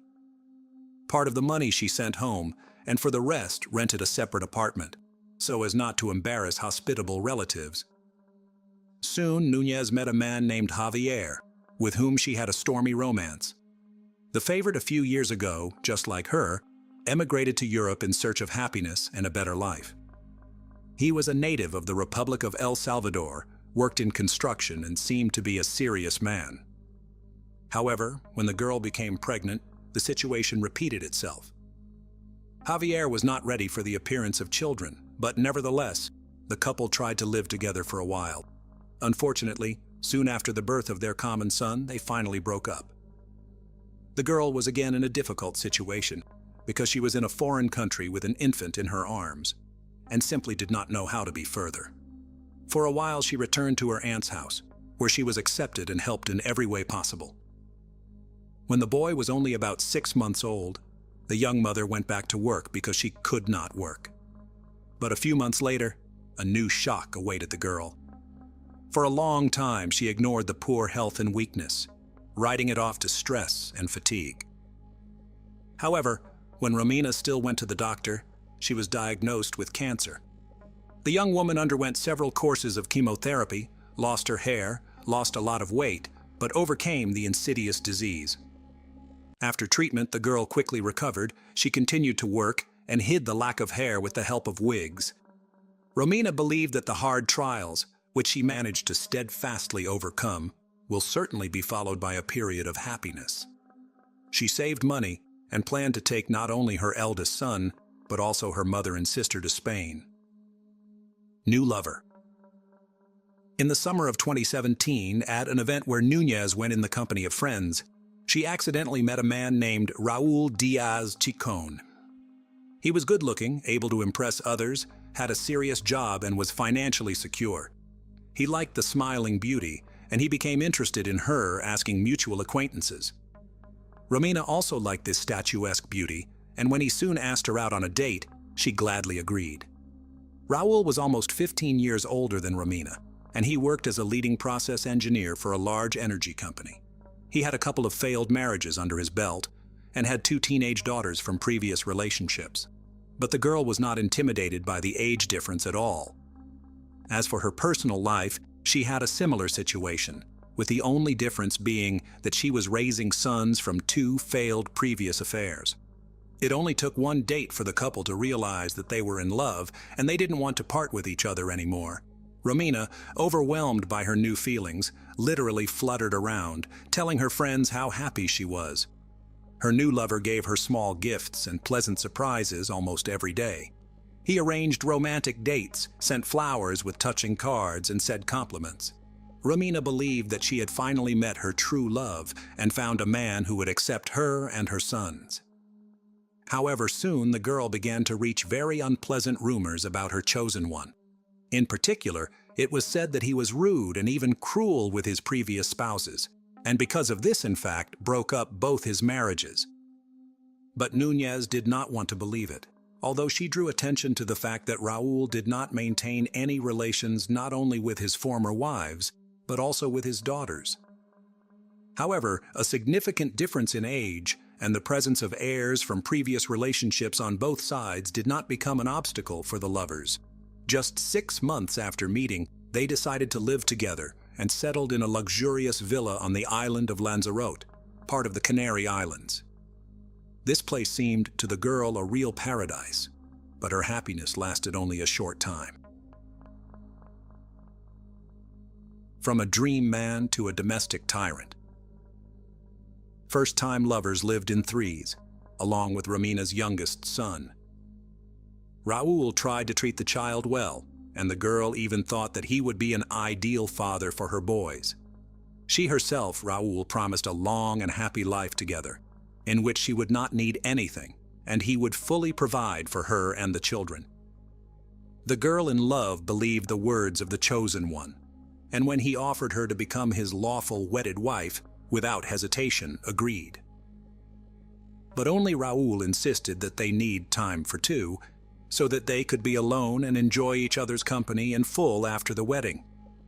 In fact, he not only did not want to take Romina's eldest child from Paraguay, but also dreamed of getting rid of her youngest son. However, the young mother believed her lover and did not listen to what her friends told her, who noted the strange behavior of the man. In June 2018, Chacon bought for the bride and her child tickets to Paraguay and 1 return ticket, just for Romina. When the girl flew home and told her mother and sister about her chosen one, the women were somewhat confused by Raúl's behavior. They doubted the sincerity of his intentions and assumed that he just wanted to get rid of someone else's child in his house. But the girl was offended by such talk, and she even had a little quarrel with her loved ones. A few days later, she flew back to Spain, promising that in the fall she would fly back for the boys. When Romina returned, a warm welcome awaited her, and for 2 months, she was perfectly happy alone with Raúl. However, in August, just a few days before the wedding, a man brutally beat Romina. This incident was a real shock to her, but the groom, literally on his knees, begged her forgiveness, promised that such a thing will never happen again, and she believed him. Núñez did not file a police report on her lover and did not tell anyone about what happened. And on August 10th, making up bruises on her face, she went to the wedding with the man who would soon take her life in cold blood. One last trip home. 2 weeks after the wedding, the girl flew back home to Paraguay, not to pick up her sons as she had planned earlier, but just to see her family. Her mother and sister were quite puzzled by the changes that had happened to her in the short time they had not seen each other. Romina looked upset and even lost. She had a noticeable limp, and there were bruises on her neck, which she tried to hide with a scarf.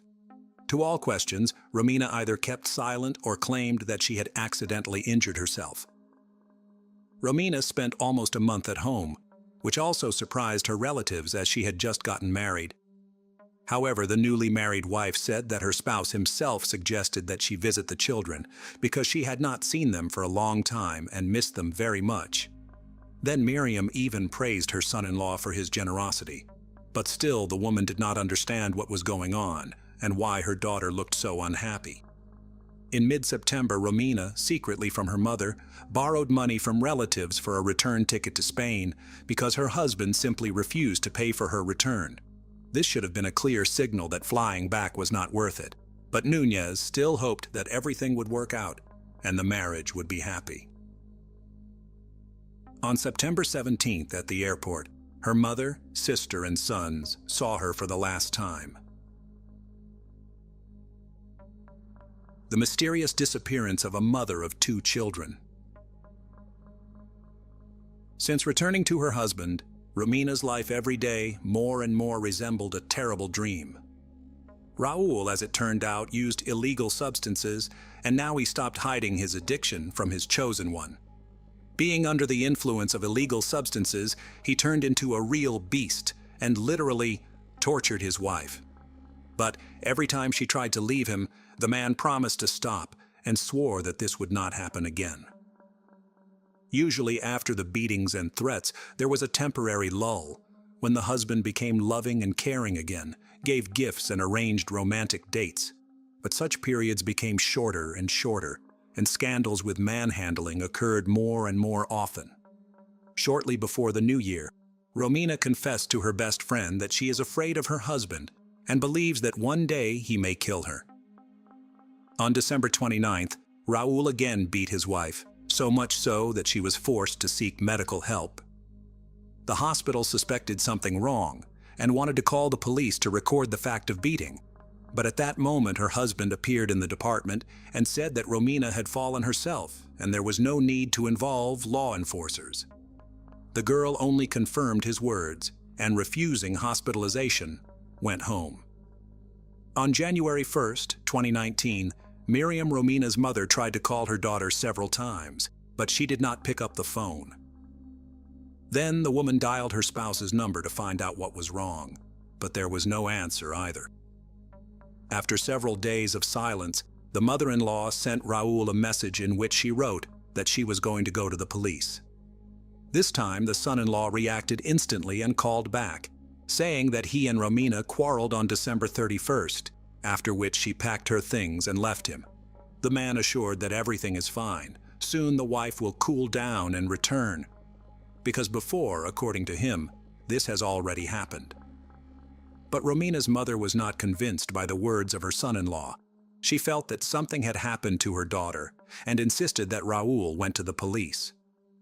Only on January 8th, under pressure from relatives of the wife, Raúl still filed a report on the disappearance of his wife.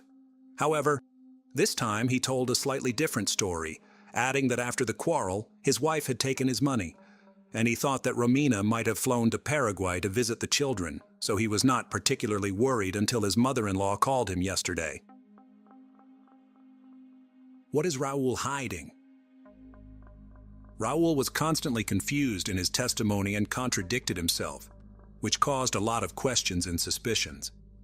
Then the law enforcers seriously decided to take him seriously, as well as to find out how the couple's life had been. Having questioned friends and relatives, they realized that not everything was not smooth in this marriage. Romina repeatedly complained to loved ones about her husband's abuse, but never went into details, and others often noticed bruises and abrasions on her body. It was decided to put Ciccone under secret surveillance, and all his telephone conversations were tapped. But the man seemed to sense that he was being watched, and for a long time behaved extremely cautiously, not giving any clues or reasons to suspect himself of anything. Nevertheless, the investigation continued, and soon it became known about the visit of Núñez to the hospital on December 29th with signs of serious beatings, and how her husband almost forcibly took her away from there, forbidding her to go to the police. And a few months earlier, Romina did file a domestic violence report, but withdrew it the next day. A week later, Raúl calmed down a bit, and in a telephone conversation with his relative, who worked in the police, blurted out that his wife was no longer alive, but her body would never be found. This was a good reason for the man's arrest as the main suspect in the case and his detailed interrogation at the station. The suspect's version of events, according to Raúl: his wife had had too much to drink on New Year's Eve, and began to scandalize him, demanding that he immediately move her children into their home, and when he said he was not ready for that, she threw a tantrum, started fighting and throwing at him everything she could get her hands on. Then the man allegedly left the house for a couple hours until everything settled down, and when he returned, he found Romina in the bathtub without signs of life. According to his version, the woman suffocated because she was very drunk, but he was afraid that he might be suspected of involvement in her death, or even accused of murder. So Raul decided to remove all traces and then report her disappearance. But the way he admitted he had disposed of the body shocked everyone. Seacombe said that he decided to burn the woman's body on a barbecue in the courtyard, and since they lived in a luxury complex with a large surrounding area, the neighbors could not see what he was doing outside his house and could not smell the odor produced by the burning of human flesh. However, Raul miscalculated because the barbecue did not work on the principle of a crematorium, and in a few hours the remains were not burned. Then he took them out of the fire, divided into parts, packed in different bags, and a couple of days later rented a car, which took the dismembered body in the wild and deserted part of the island, where he threw into the sea from the rocks. The search for the body and evidence police spent weeks combing the shoreline in and around the areas where Raul said he dumped bags of his wife's remains. Divers were also involved in the search for body fragments on the bottom, aviation, and a considerable number of volunteers. But all efforts did not bring any results. Meanwhile, on January 16th, Romina's husband was formally charged with domestic violence as well as the murder of his wife. This came after his home was thoroughly searched using specialized equipment and luminol, which revealed numerous washed-up traces of blood in various rooms. It was also found that the man had been ordering caustic soda, used to remove organic contaminants, and paint from the internet.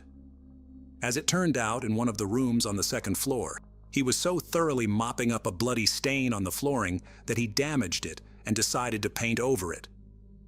According to the version of the investigation, it was in this room that the suspect dismembered the body of his spouse. Moreover, there on the floor was found a broken fragment of Romina's fingernail with traces of blood and Raul's epithelium, which could indicate that the victim was alive and resisted.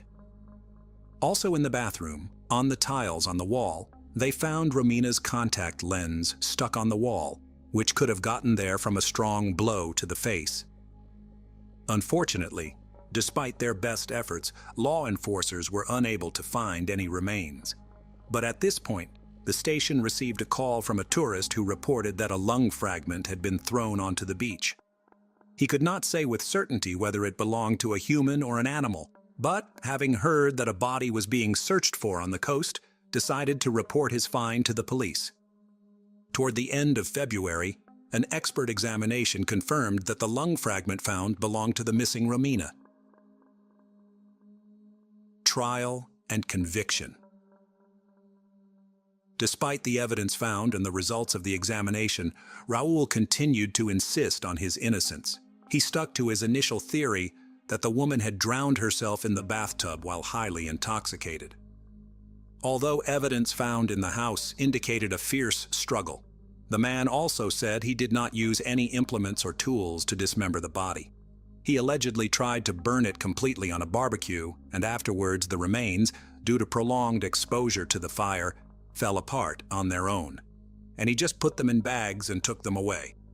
Such a claim was untrue for several reasons. First, the body of the adult Romina could not have been placed on the fixture in his yard. Secondly, even after prolonged exposure to such temperatures, the bones could not become so fragile that they could fall apart without the use of tools. And in order to separate the lung from the body, it was necessary to open the chest, which could not be done with bare hands.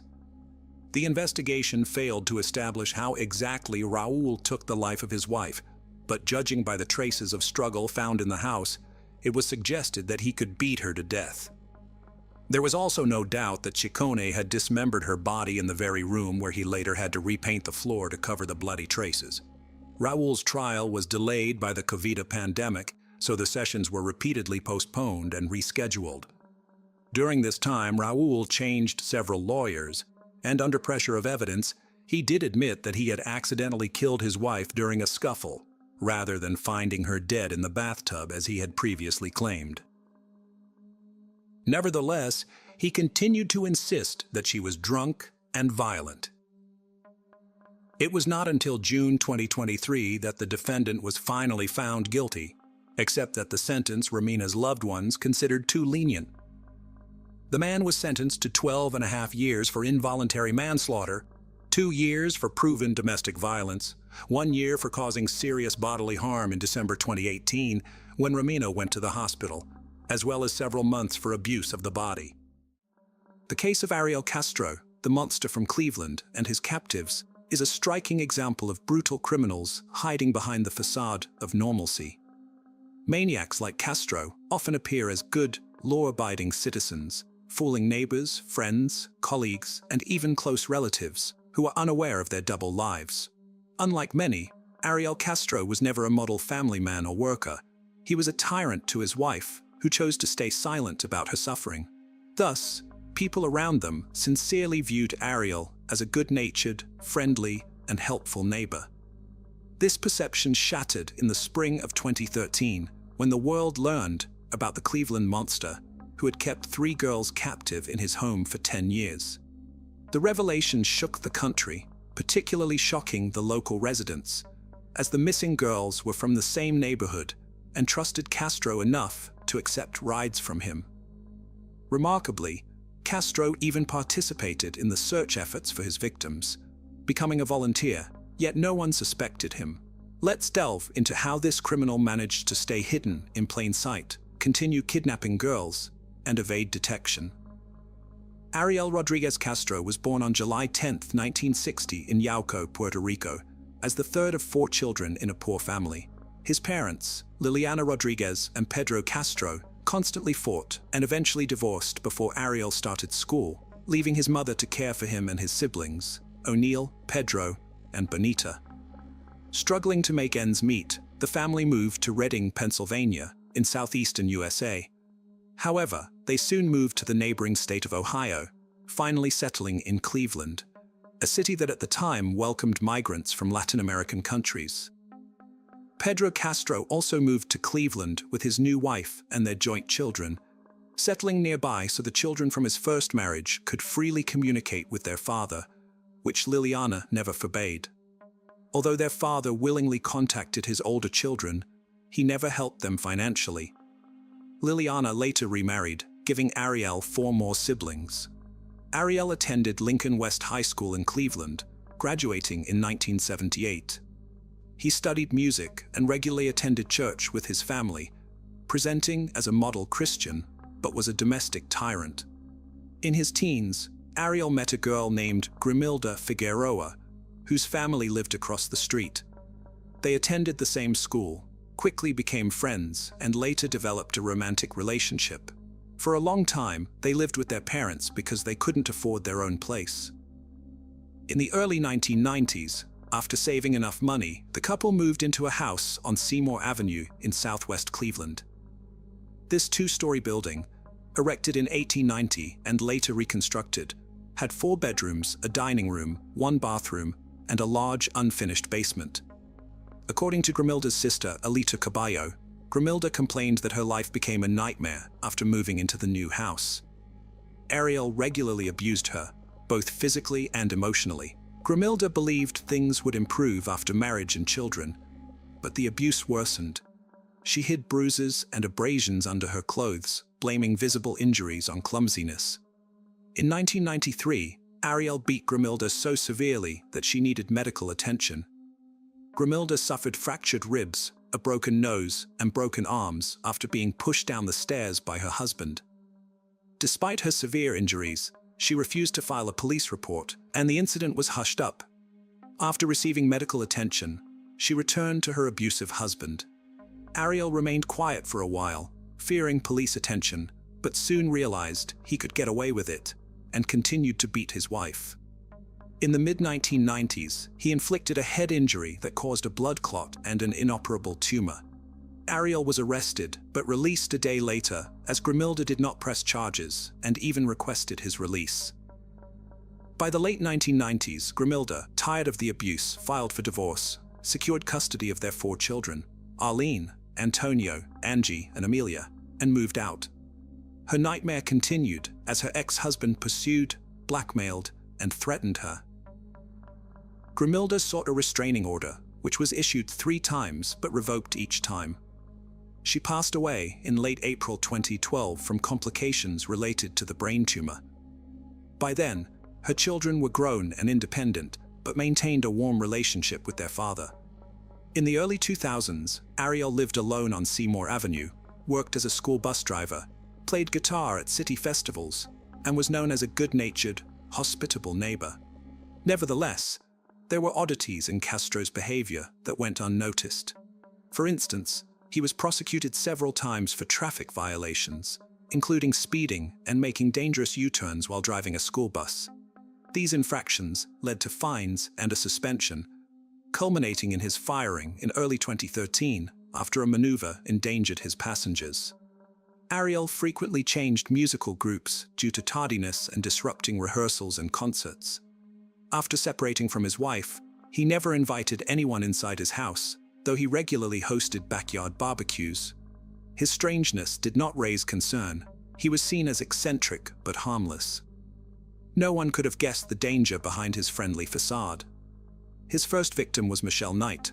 On August 23, 2002, Ariel decided to kidnap and imprison her. Michelle, born on April 23, 1981, in Cleveland, had a troubled youth, often ran away from home, and had a police record. She became a mother early, but lost custody of her son, who was in a shelter. On that fateful day, she was on her way to court to regain custody of her 2-year-old. Ariel, whom she knew as her neighbor and a school bus driver, offered her a ride. He mentioned having puppies at home and invited her to help find them homes. Trusting him, Michelle agreed, but upon entering his house, the kind man turned into a monster. He severely beat and assaulted her, then chained her in the basement. For days, he starved her, deprived her of water, and repeatedly abused her. She was unable to move and begged for her release, promising silence. When Michelle's mother reported her missing, the police did not prioritize her case.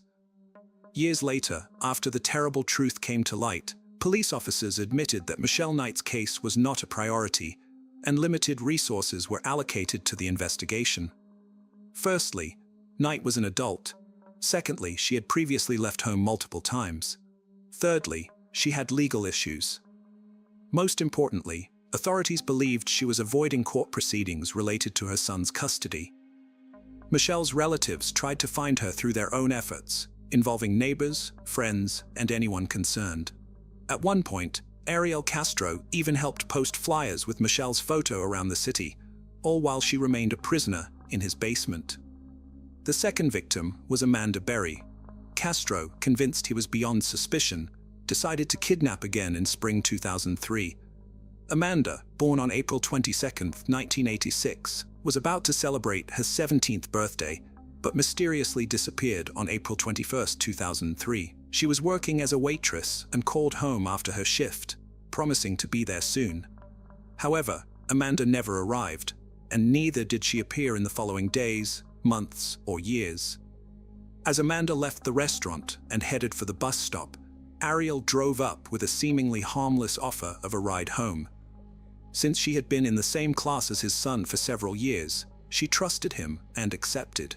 On the way, he deceived her into entering his house, where he brutally beat her and dragged her to the basement, where Michelle had been held captive for months. Amanda faced the same horrific fate, beaten and starved for several days. This time, he chose 14-year-old Georgina Linda Jesus, who was in the same class as his daughter Arlene and was her best friend. On April 2, 2004, 2 girls walked out of school together, talked for a while, and then each went to their homes. On the corner of West 105th Street, Gina met Ariel, who promised to take her home. She knew him since childhood, was her best friend's father, so without hesitation she got into his car immediately. Even though it was daytime and no one witnessed the kidnapping, the streets were empty. When it became known that Gina was missing, there was no warning to Amber, making her parents angry. The story aired on the Fox television show America's Most Wanted, rerun 2 more times in 2005 and 2006. The disappearance was linked to Amanda's kidnapping a year earlier in September. 4. But Castro remained unsuspected. Despite this, he voluntarily participated in the search for the missing girls. He treated Gina like the other victims, keeping them imprisoned in his home. Although a passerby saw a middle-aged Hispanic man and a sketch resembling Castro was drawn, he was never a suspect. For over 10 years, he regularly beat, abused, and starved his victims to mentally break them down, punishing any disobedience or escape attempts to prevent thoughts of death. Running away. Michelle, the first and oldest victim, suffered the most, undergoing public beatings to intimidate others. Finally, he moved them from the dark basement to a second-floor room with a view of the backyard. Knight recalls that she became pregnant by her abuser at least 5 times during her incarceration. However, each time it became obvious Ariel terminated the pregnancy in the most brutal way. He starved the girl and kicked her in the stomach until she miscarried. After one of these tortures, she almost died due to severe bleeding. But even then, the kidnapper remained indifferent and did not allow calling an ambulance. The girls were allowed to take a shower no more than once a week, and that as a reward for good behavior. Instead of a toilet, they had a garden bucket, which Castro very rarely and reluctantly took out. The criminal fed the captives no more than once a day, but continued to beat and use them regularly. One day he gave the girls a puppy, but a week later he brutally killed the dog in front of them as punishment for Michelle's disobedience. Gina, during the years of confinement, has never been pregnant. But Amanda in 2006 realized that she was expecting a child and with horror imagined how Ariel would beat her to provoke a miscarriage. This time, however, the man was even happy about it, allowed her to carry the baby, and he bought himself an inflatable pool specifically for childbirth. In December 2006, Amanda gave birth to a daughter who was named Jocelyn. The child was born weak but still survived. The appearance of the baby is very close to the girls, who were now immersed in caring for him and a little abstracted from the situation in which they were. In addition, Castro softened considerably after the birth of his daughter and began to pamper the captives with small gifts, and sometimes allowed them to go out with the child for walks in the courtyard, but always under his strict supervision. As Jocelyn grew older, Ariel even sometimes took her to visit her mother, to whom he told her that she was his daughter born out of wedlock. The girl developed appropriately for her age. She articulated herself adeptly, a skill instilled by her mother's tutelage in literacy and numeracy. Outwardly, the child bore the hallmarks of robust health, appearing well-nourished and impeccably groomed. Despite enduring years of captivity, under the unyielding control of their tormentor, the girls clung steadfastly to the flickering flame of hope for freedom. Infrequent attempts at escape were made, though each endeavor exacted a heavy toll upon them. Cruy and Ariel, confident in their ability to preempt their every move, faltered fatally on May 6, 2013. Amanda seized the fleeting chance when an unlocked door beckoned, frantically alerting a passing neighbor by pounding and shrieking at a window. Though initially perplexed, the neighbor's intuition was roused, prompting swift action and summoning law enforcement to the scene. Amanda divulged her identity and unmasked the presence of 2 other captives, Michelle and Gina. After enduring a decade of captivity, all 3 were emancipated and promptly hospitalized. While Amanda and Gina exhibited no discernible health concerns, Michelle bore the heavy burden of severe physical and psychological trauma. Deafness plagued one ear, vision was severely impaired, and a litany of untreated fractures necessitated extensive reconstructive surgery. Furthermore, the scourge of abuse-induced complications left her forever robbed of the chance of motherhood. Suspicions of complicity led to the detention of his siblings, O'Neill and Pedro, both frequent visitors to his domain. In due course, the men found themselves swiftly released. On the other hand, Castro faced a litany of charges, including kidnapping, abuse, assault, forced imprisonment, and the heinous act of terminating 5 unborn lives. While the legal ramifications of these charges could have sentenced him to life behind bars, the prosecution aimed for the ultimate punishment, the death penalty, branding Castro as the Cleveland Monster. However, a surprising twist unfolded as Castro opted to collaborate with the investigation, confessing his guilt and recounting the harrowing events in exchange for a commutation of the death penalty to life imprisonment. In his chilling narratives, he meticulously detailed the days of abduction and the subsequent torment inflicted upon his victims, all the while deflecting responsibility onto the very individuals he subjected to such horrors. August 1, 2013 marked the culmination of legal proceedings, with Castro sentenced to spend the remainder of his days incarcerated without the possibility of parole. Yet, his parting words echoed with a mix of remorse and denial as he tendered an apology to his victims, claiming affliction rather than culpability, and casting blame upon law enforcement for their purported ineptitude in failing to uncover the atrocities transpiring right under their noses. Castro's residence met its end on August 7, 2013, reduced to rubble in a symbolic act of closure. The solemn occasion was attended solely by the kin of Michelle Knight and Gina DeJesus, with other participants of the nightmarish ordeal choosing to abstain, unwilling to revisit the site that had served as the backdrop for their unimaginable anguish. Nevertheless, amidst the rubble emerged a glimmer of hope, as on July 9, 2013, Knight, Berry, and DeJesus released a joint video expressing profound gratitude to the public for their unwavering support throughout their journey toward reclaiming their lives. It was their only joint statement after which, despite the years spent together in confinement, the girls chose never to speak to each other again. The maniac was transferred to a correctional center in Orient, Ohio, after his conviction and placed under special supervision. But on September 3, 2013, just a month after he began serving his life sentence, the Cleveland Monster was found hanging from a sheet in his prison cell. All attempts to revive him were unsuccessful. He was 53 years old at the time of his death. Michelle Knight, after her release, preferred to change her name and place of residence. She did not give interviews, but a few years later published a book in which she recounted all the horrors she had experienced in the Castro home. Her child was adopted after his mother disappeared. The woman later tracked down his adoptive parents, but it is not known whether she was able to establish contact with her now adult son. Barry and Jesus received diplomas from John Marshall High School in 2015 because they never had time to graduate. Gina later volunteered on the Amber Alert Committee, and Barry joined Fox affiliate WJW in Cleveland in 2017, where she hosts a missing persons column. Castro family members disowned Ariel, condemned his actions, and apologized to his victims and their families. The perpetrator's eldest daughter, Amelia, is now serving a 25-year prison sentence for assault and attempting to take a man's life. His youngest daughter, Arlene, apologized to former best friend Gina for the way her father treated her.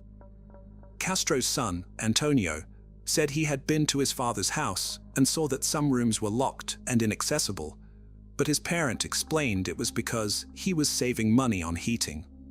In 2018, Michelle published a book titled Life After Darkness: Finding Healing and Happiness After the Cleveland Kidnappings. DeJesus also wrote a book of memoirs titled Hope, a memoir of survival in Cleveland. There have also been numerous documentary projects and 2 feature films about those horrific events: Prisoners of Cleveland, which was released in 2015, and Kidnapped in Cleveland, which was released in 2021. Ariel Castro's case is one of the most horrifying cases in American criminal history. Castro was convicted of kidnapping, holding, and sexually abusing 3 women for more than a decade in his home. Castro kidnapped Amanda Berry, Gina DeJesus, and Michelle Knight at his home in the Tremont section of Cleveland. He kept them in terrible conditions, imprisoned in small rooms, and subjected to physical and mental torture. Finally, Berry managed to escape captivity by banging on the door and calling for help. She and the baby girl she gave birth to in captivity were rescued, along with DeJesus and Knight. When the police arrived, they discovered the brutal tragedy that Castro had caused. Castro was later arrested and convicted of a series of crimes, including rape, illegal arrest, and unresolved murder. He received a sentence of life in prison plus 1,000 years. However, he committed suicide in prison in September 2013, just 2 months after his arrest. This case caused a stir and sparked special interest in the issue of domestic violence and human rights protection. Hello friends, today we're going to take a look at another horrible case with you, the case of Luz Maria Lopez. Luz Maria Lopez was born on March 17, 1995, in the small town of San Cristobal Verapaz. Her family was simple and modest. Her parents were Morales and Brian Lopez. Luz Maria was the youngest of 2 children. She grew up with her older brother, Omar. As an infant, she faced a life-threatening intestinal obstruction. To save her, doctors performed a complex operation without guarantees of success. Her mother prayed fervently for her recovery and firmly believed that her daughter would pull through, and she did.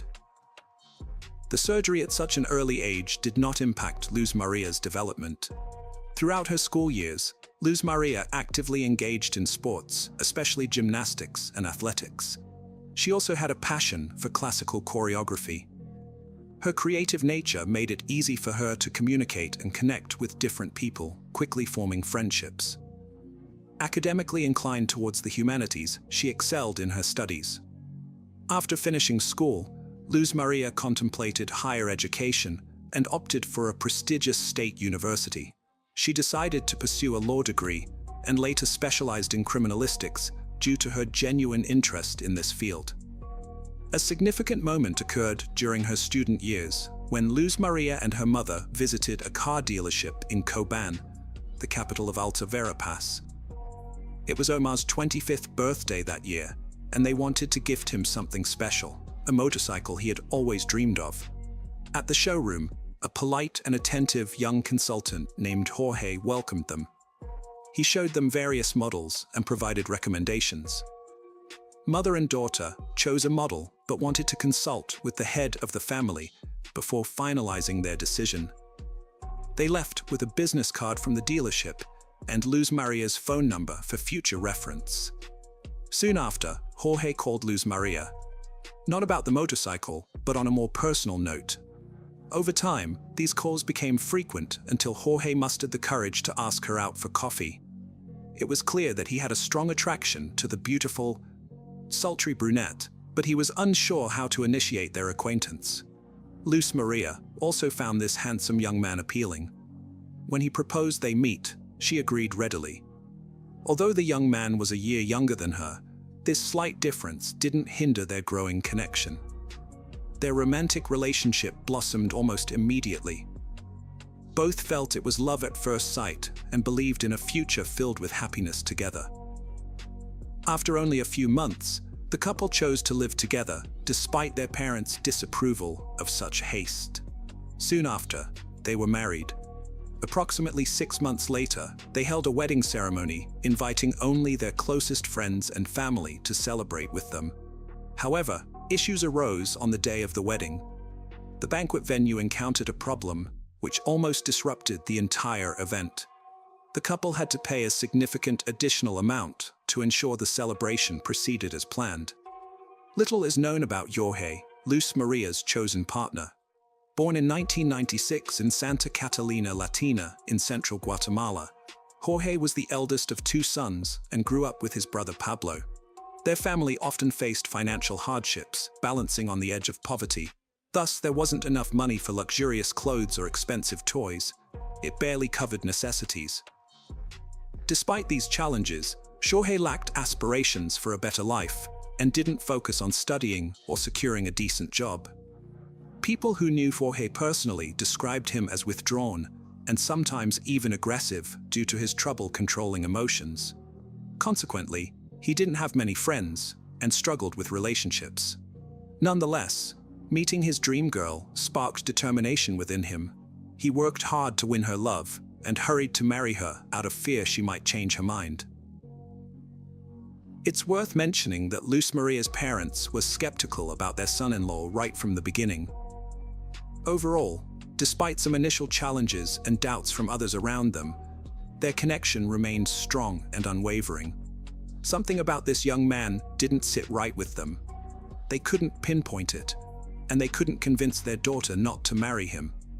Soon after the wedding, she became pregnant. Without a university degree, finding a good job was tough. Employers didn't want to hire someone inexperienced and expecting a baby, so she had to settle odd jobs. Her husband, by that time, had lost his job too, and wasn't eager to find a new one. When their daughter Alice was born, money became really tight. With both of them unemployed, they struggled to pay rent, or even buy food and basic necessities. Then Jorge suggested moving in with his parents temporarily. Luz Maria Lopez resisted for a long while, but eventually agreed. They couldn't stay on the streets with a baby. Luz Maria Lopez's mother was aware of her daughter's family issues and often urged her to come back home.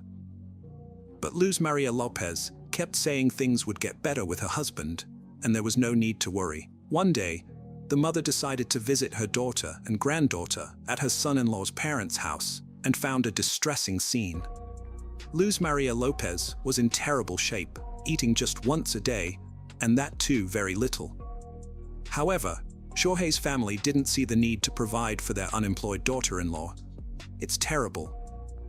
Luz Maria Lopez was breastfeeding Alice, so lack of proper nutrition threatened both their healths.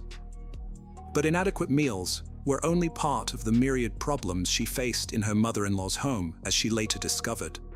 She was constantly humiliated and even beaten by her husband's younger brother. He was irritated by the crying of the child and the presence of items in the house. His frustration him to repeatedly throw these items at Maria. On one occasion, he launched a baby bottle that struck little Alice, who was in her mother's arms. Jorge witnessed all of this, but never once stood up for his wife and daughter, acting as if they were strangers to him. Maria's mother persuaded her to take her granddaughter and return to the parents' house. Soon after, Jorge appeared at their doorstep, asking his wife to come back, promising he would find employment. She agreed, but only on the condition that they would rent an apartment and live separately from Jorge's parents. When Maria successfully defended her diploma, she fulfilled a long-time dream by securing a job with the city prosecutor's office. A smart, talented, and responsible young woman, she quickly earned the respect of her colleagues and began moving up the career ladder. Over time, the family's financial situation improved considerably. They could even afford to buy a car for two. However, this improvement was solely due to Maria's diligent work and reputation. Jorge was still searching for himself and preferred living at his wife's expense. He was jealous, lazy, and a domestic type with an explosive temper, which worsened over time. Jorge did not want to work, taking only temporary part-time jobs, if at all. He preferred sitting at home in front of the TV, drinking beer with friends, and spending what his wife earned. Moreover, Jorge was pathologically jealous and tried to control every move of his beloved. He did not permit her to make friends or have lunch with colleagues in cafes or just be somewhere without him. Constantly checking her phone records and reading messages became routine for him. He also forbade her from registering accounts on social networks. At home, when left alone with Maria, Jorge's behavior did not improve in any way. He often created scandals in seemingly calm places, constantly clarified his relationships, and habitually blamed his wife for any problems or family troubles. When they lived at his parents' house, Jorge never stood up for his wife. He just watched as she was humiliated, insulted, and occasionally even beaten by his relatives. Jorge himself also sometimes resorted to violence and didn't see anything wrong with it. He treated Luz Maria as if she were his property, believing she would endure everything and wouldn't leave him.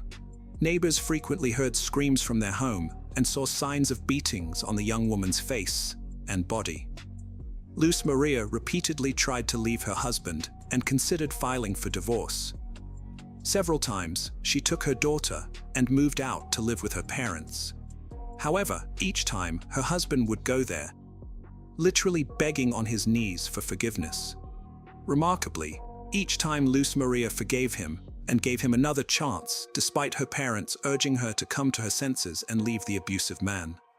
On December 15, 2020, after another violent altercation with Jorge, Luz Maria took their 3-year-old daughter Alice, got into the car in tears, and went to her mother's house.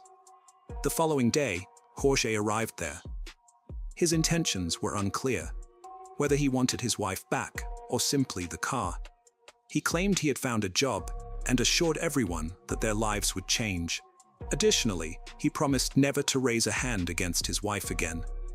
Surprisingly, Luz Maria believed him yet again and returned with him to their rented apartment. In mid-January 2021, Luz Maria called her mother to complain that not only did Jorge fail to secure a job as promised, but had also stolen the money she earned, effectively leaving the family destitute. Her mother felt sorry for her daughter and offered financial help so they could get by until the next salary was received. The women agreed to meet on the morning of January 19th, but Luz Maria did not arrive at the designated time. She decided to visit her daughter's workplace the next day. Upon arrival, she discovered that Luz Maria Lopez hadn't shown up for 2 days, and no one had been able to contact her. At the same time, Jorge, also searching for his wife, appeared at the prosecutor's office. He mentioned that they had argued again and thought Luz Maria Lopez had gone to her mother's house. He figured she wasn't answering because she was upset with him. The concerned mother immediately felt something was wrong and suspected her son-in-law might be lying. She went straight to the police to initiate a search for Luz Maria Lopez without delay. That same day, an alert system named Isabel Claudina, originally Alerta Isabel Claudina, was activated nationwide. This emergency system was triggered for young women reported missing. When the extensive search began, Luz Maria Lopez's husband was quickly identified as the prime suspect, though it would actually be more accurate to say he was the only suspect. Luz Maria Lopez had no known enemies or reasons someone would kidnap her, and Jorge was the last person seen with her alive. Naturally, he denied any involvement in her disappearance, asserting that he himself was distraught over her absence and irritated by being labeled as the main suspect. Despite his denials, Jorge repeatedly contradicted himself during questioning and failed to provide a clear explanation as to why he hadn't informed the police on the actual day of his wife's disappearance. He claimed he believed she was at his mother-in-law's home but didn't call or visit there. While law enforcement searched for witnesses and combed through areas for any clues, a breakthrough came on January 22nd. Municipal workers accidentally discovered Luz Maria Lopez's body while responding to a call about a clogged storm drain near a road. Upon lifting the grate to access the drain, they found an unusual large plastic bag containing something black inside.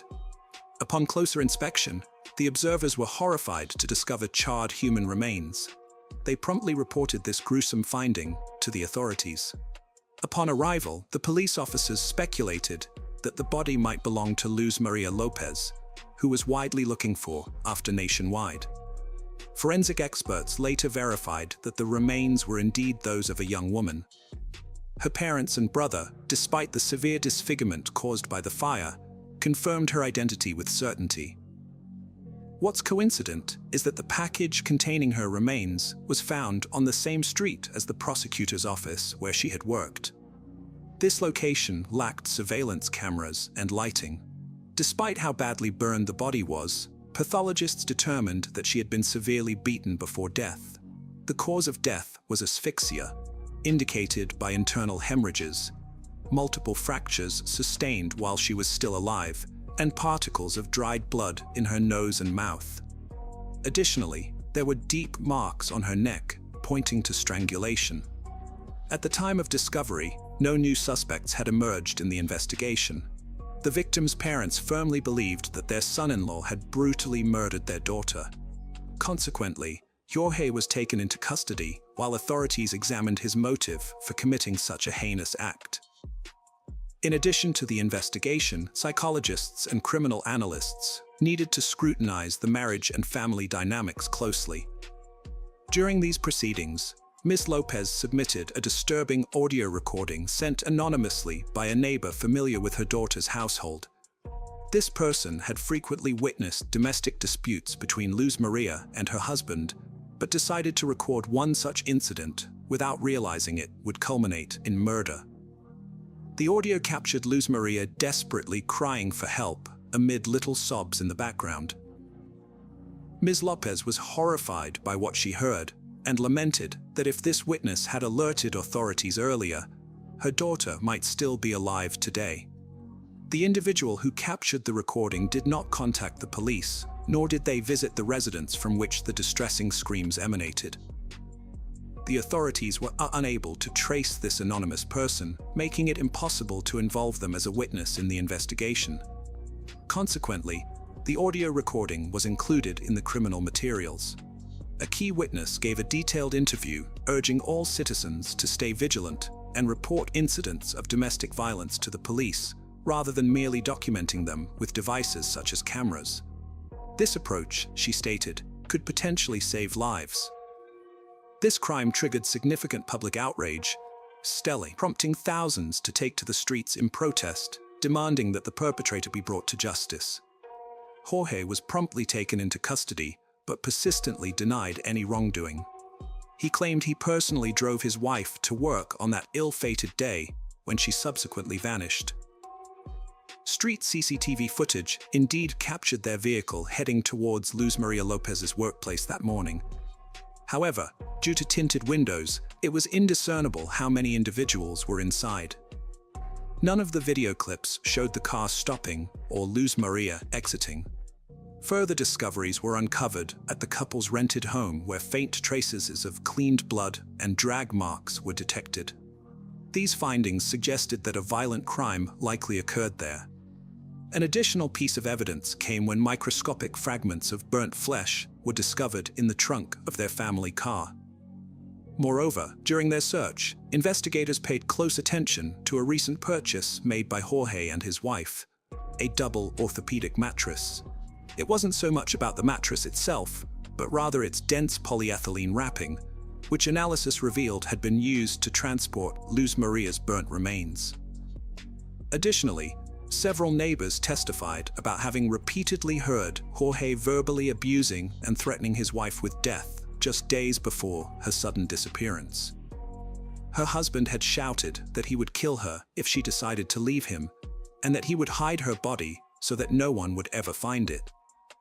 Based on the data collected by expert criminologists, as well as the testimony of several witnesses, the investigation presented a gruesome picture of the crime. The murder occurred on the night of January 19, 2021. The day before, the couple had a big fight, and Jorge once again resorted to violence with his fists. He had previously had issues with his temper, but this time, he went into an uncontrollable rage. He struck his wife multiple times, causing her to scream and cry for help. These screams were heard by their neighbors, but nobody called the police. During the beating, Jorge broke his wife's nose and caused a head injury. After this brutal assault, he strangled her with his bare hands and then attempted to dispose of the body. He dragged it into the backyard, doused it with campfire liquid, and set it on fire. However, Jorge did not anticipate how smoky and foul-smelling the burning flesh and hair would be. Concerned that neighbors might notice and call the fire department or police, he quickly extinguished the fire. He wrapped the charred remains in plastic and sought a secluded location where he believed the body would never be found. The most horrific aspect was that Jorge committed these acts in front of their young daughter. Despite her tender age, she somewhat comprehended what was occurring. The child, 3.5 years old at the time, witnessed both the beating and subsequent murder, as evidenced by her cries and screams, which were also recorded. Aware of some forensic techniques from his wife's textbooks at home, a fact due to their abundance, Jorge attempted to cover up his crime and establish an alibi. He found a dark stretch of road without lights or video surveillance cameras and disposed of his wife's body in a drainage sewer there, thinking he could go unnoticed. The next morning, he drove to her place of work along the usual route. as if he had taken Maria there, just as he did every morning. The following day, he began to simulate an active search for his wife, calling her colleagues, acquaintances, and relatives. The criminal's lawyers delayed the trial as much as they could.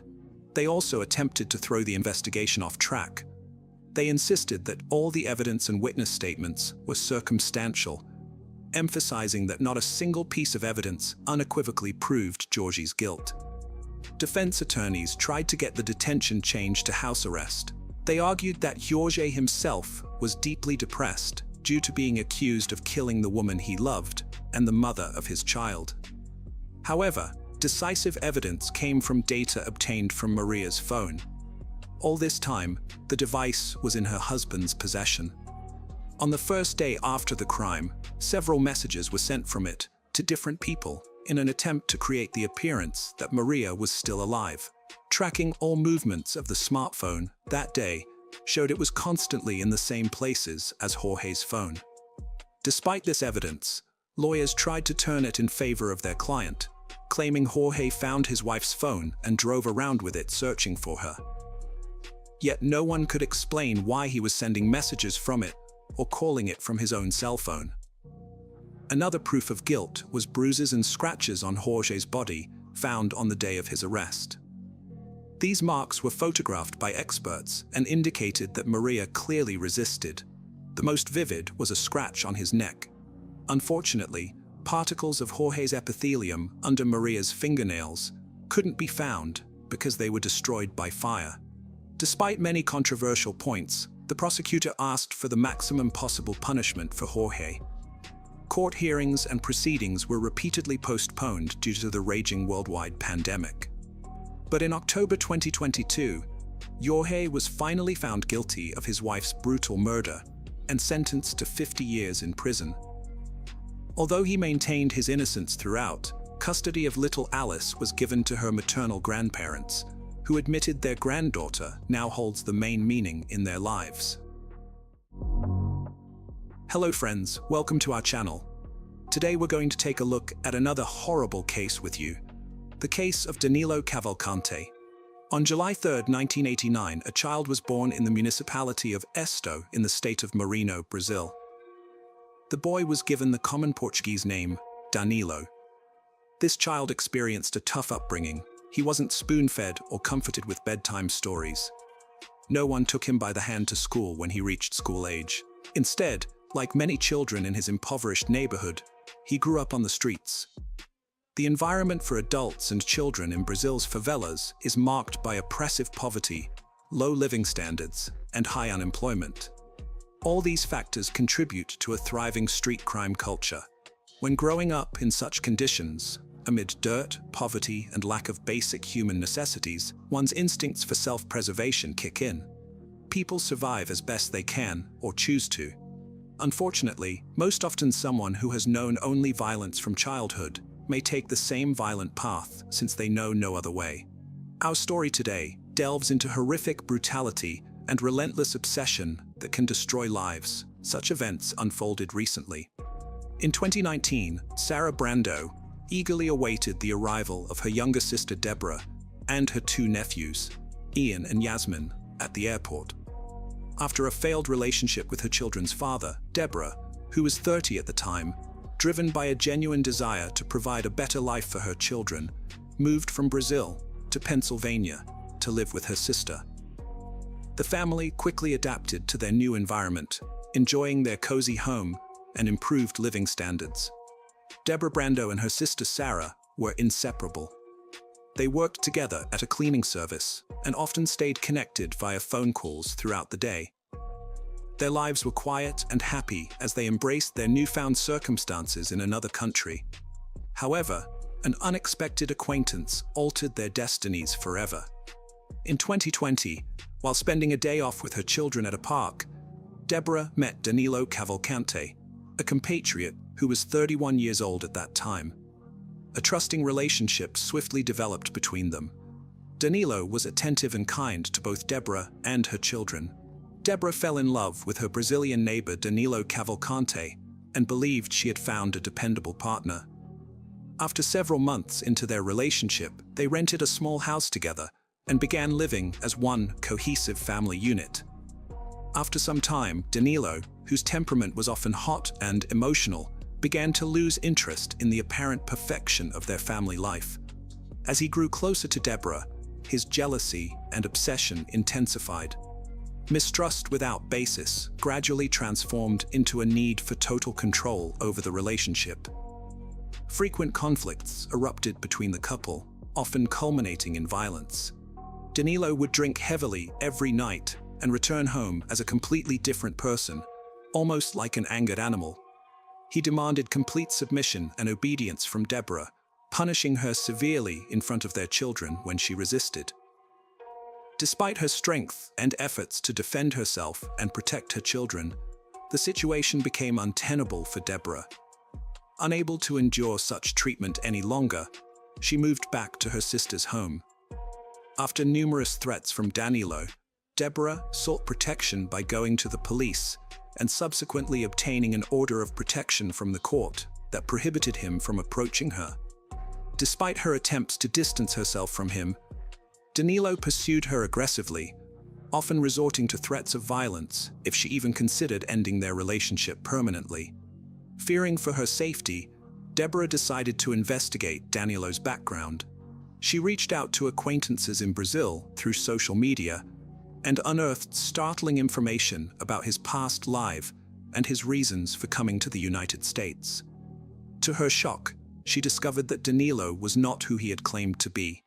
On November 5, 2017, in Brazil, Danilo had fatally wounded a 20-year-old student named Walter Jr. Moreira dos Reis by shooting him 5 times near a restaurant in Figueroa for something as trivial as a car repair debt. Investigation revealed that the two men were friends before this tragic incident occurred. Following the crime, Brazilian authorities issued an arrest warrant after granting the prosecutor's office's request for preventive detention. However, Danilo managed to leave Brazil through Brasilia International Airport due to procedural disagreements within the judicial system that delayed registering this decision in the National Warrant Registry. This discovery left Deborah stunned as she realized how much danger she was truly in by merely being associated with Danilo Cavalcante. It wasn't until 7 months after the crime that Cavalcante entered Puerto Rico illegally. In June 2018, a warrant for his arrest was issued in Brazil. On entering Puerto Rico, Cavalcante obtained a fake ID and eventually settled in Chester County, Pennsylvania, where his sister lived. Upon discovering Danilo's true identity, Deborah issued an ultimatum: leave her alone, or she would reveal his identity. Unfortunately, this decision proved fatal. On the evening of April 18, 2021, Deborah was walking with her children outside her house. The children were playing catch-up while Deborah chatted quietly with an elderly neighbor. When Danilo Cavalcante approached and pulled Deborah aside for a conversation, the neighbor looked on but did not intervene. The discussion initially appeared calm. However, at one moment, Cavalcante produced 2 knives and attacked her. Deborah fell to the ground as he stabbed her multiple times. Despite her children's pleas for him to stop hurting their mother, he continued in a frenzy, inflicting a total of 38 stab wounds. A neighbor witnessing this brutal act attempted to administer emergency aid and stop the bleeding, while Deborah's daughter ran to get help and call emergency services. Deborah Brendo was rushed to a hospital but succumbed to her injuries. Meanwhile, Danilo Cavalcante fled Pennsylvania to evade capture and remained on the run for several hours until apprehended by Virginia State Police. He was extradited back to Pennsylvania and placed under arrest pending trial. On August 16, 2023, in Chester County, Danilo Cavalcante's trial for first-degree murder commenced. The investigation revealed that Cavalcante had refused to accept the end of their relationship and had been intimidating Deborah through regular domestic violence since 2020. During the trial, Deborah's sobbing child testified, recounting repeatedly the terrifying events of that day. It took the jury only 15 minutes to convict Cavalcante guilty. He was sentenced to life imprisonment without parole. Following the verdict announcement, Cavalcante was transferred to Chester County Jail in Pocopson, where he awaited transfer to a federal prison. On August 31, 2023, around 9 a.m., an inmate managed to escape from Chester County Jail. Utilizing a chimney, he scaled the wall between two narrow hallways and ascended through the chimney to the roof. Avoiding the barbed wire fences, he broke free. Surveillance footage captured him in the tight space between two walls in the exercise yard. He used his arms and legs to ascend upward, eventually running across the roof. From there, he climbed over the fence and pushed through the barbed wire to gain freedom. Prison officials were well aware of vulnerabilities identified after Igor Bolta's escape and believed they addressed them adequately. Officials thought that adding barbed wire after a similar escape attempt by an inmate named Igor Bolta just months earlier would prevent any jailbreaks.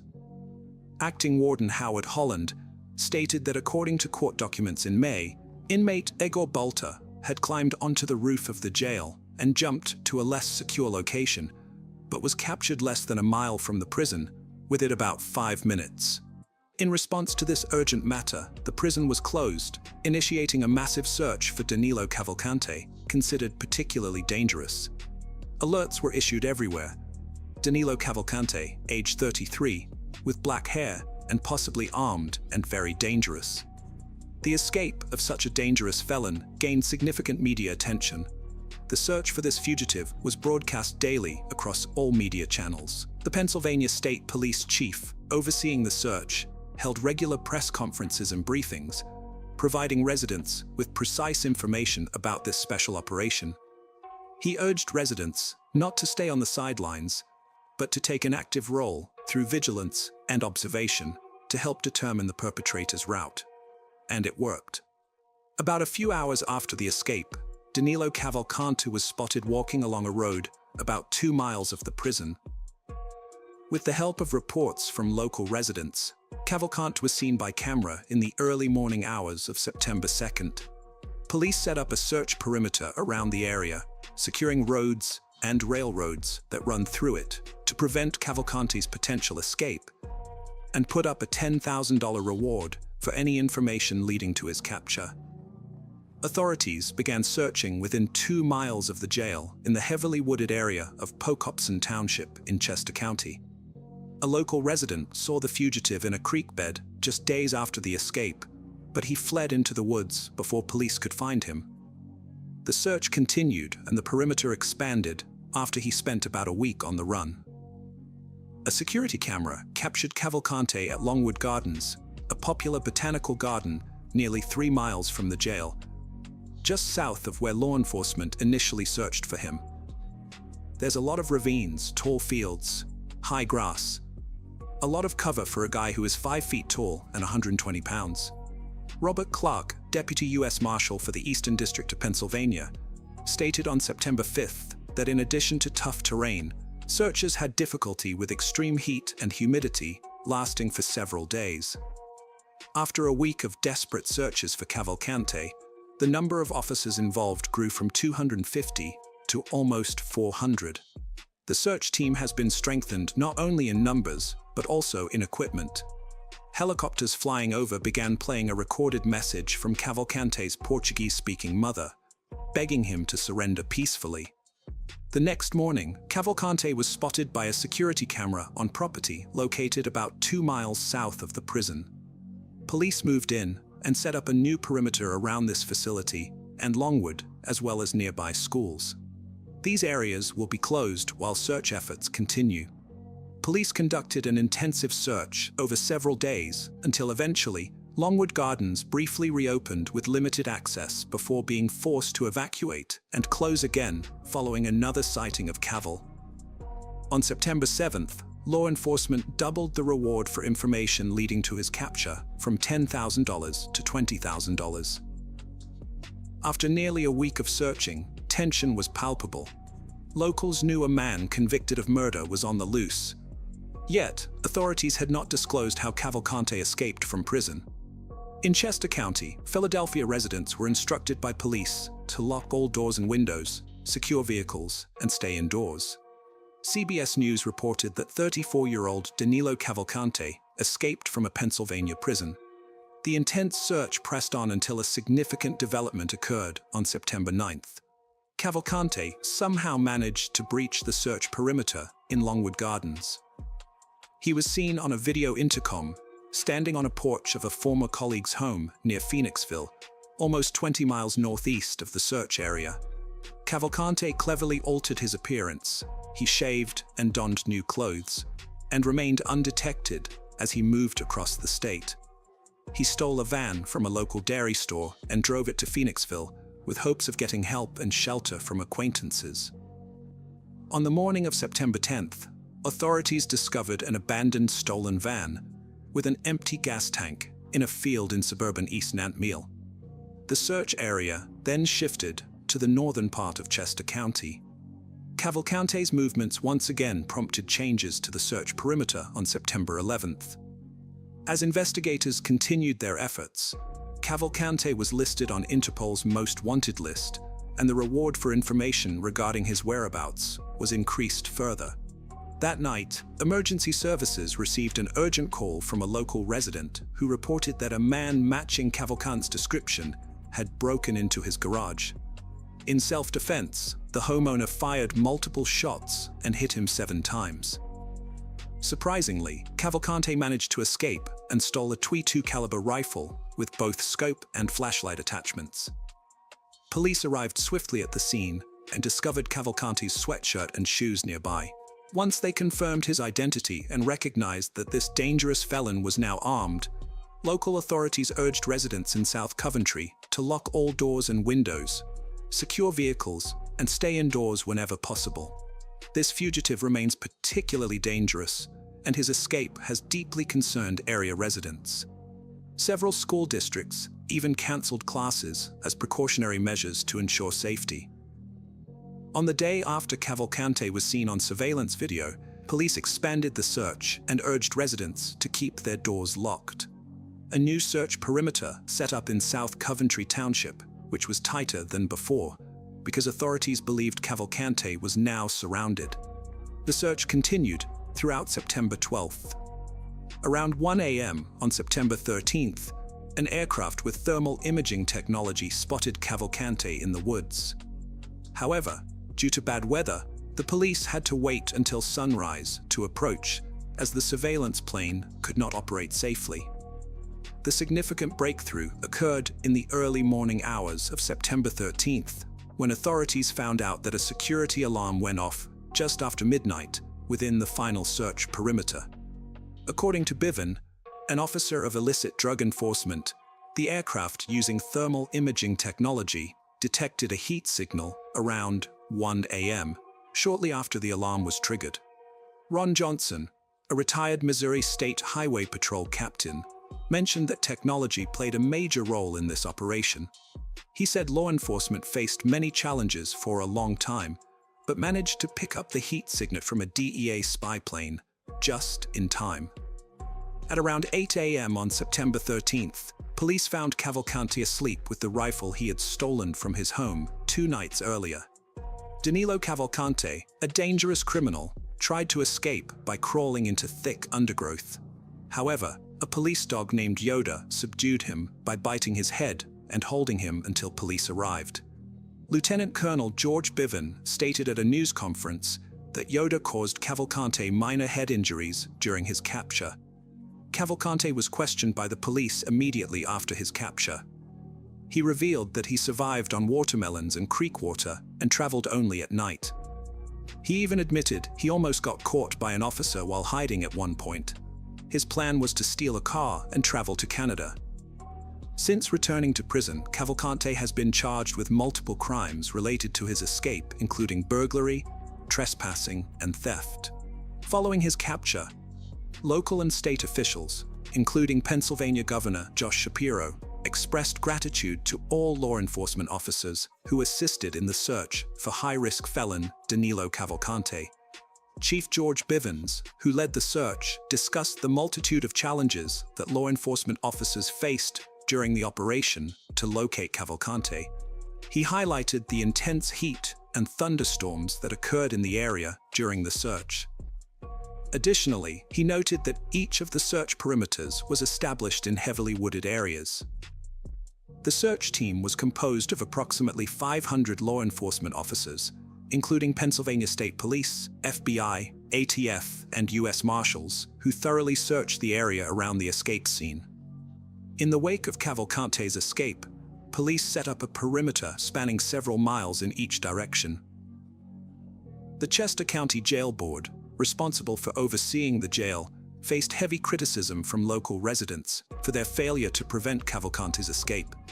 Residents pointed out that the jail had previously been given an opportunity to implement necessary security improvements after Egor Bolti's attempted escape on May 19th.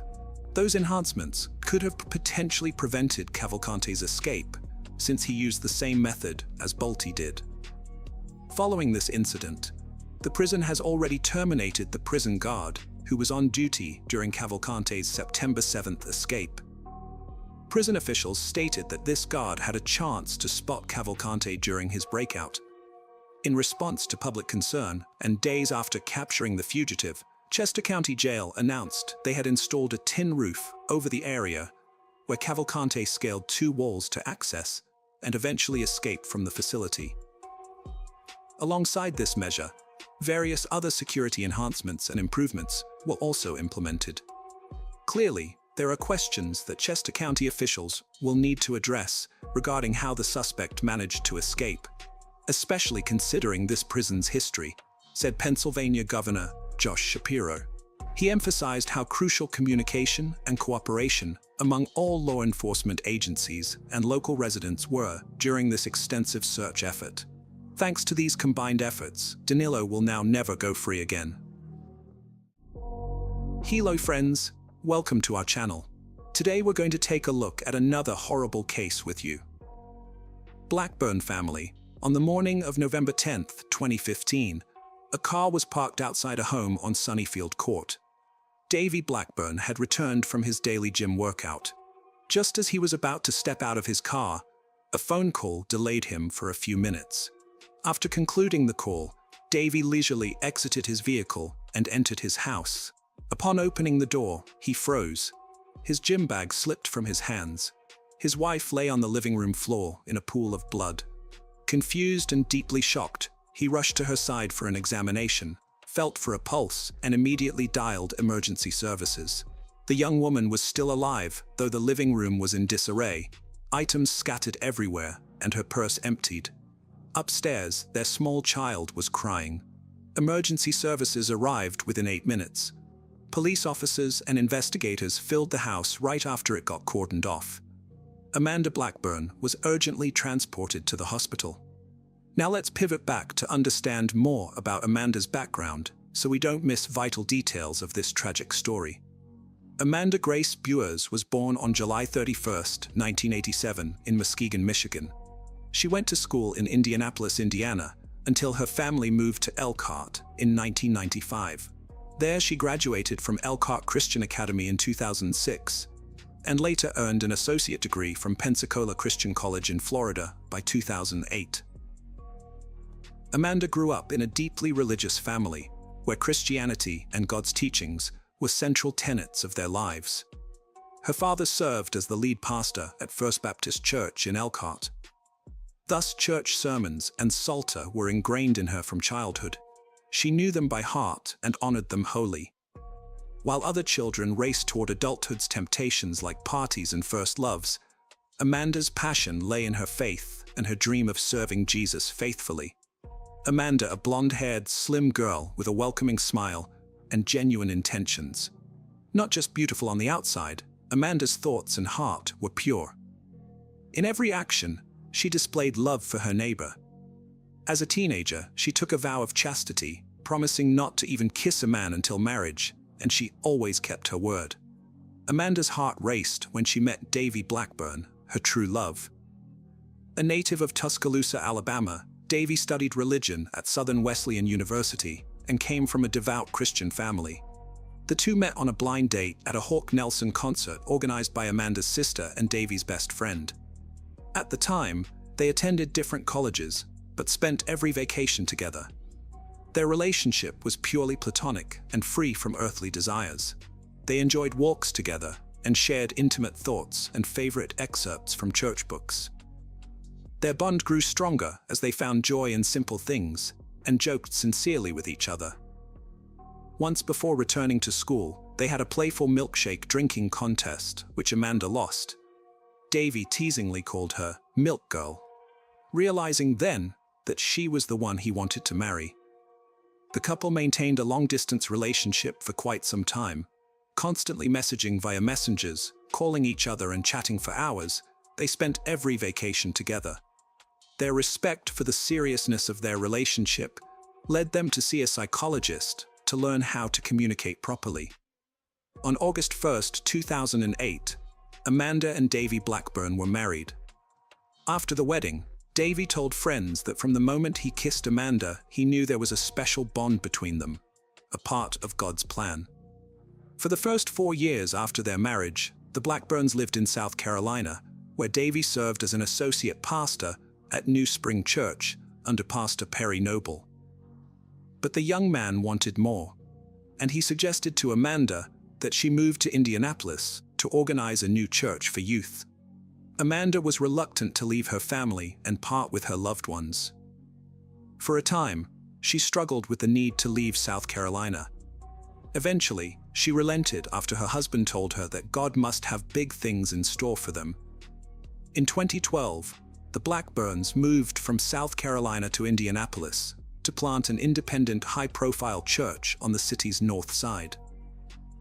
The religious organization started by the young family focused on young people, as made clear in the weekly videos they posted on their website, which discussed relationship advice, conflict resolution, and biblical perspectives on intimate relationships.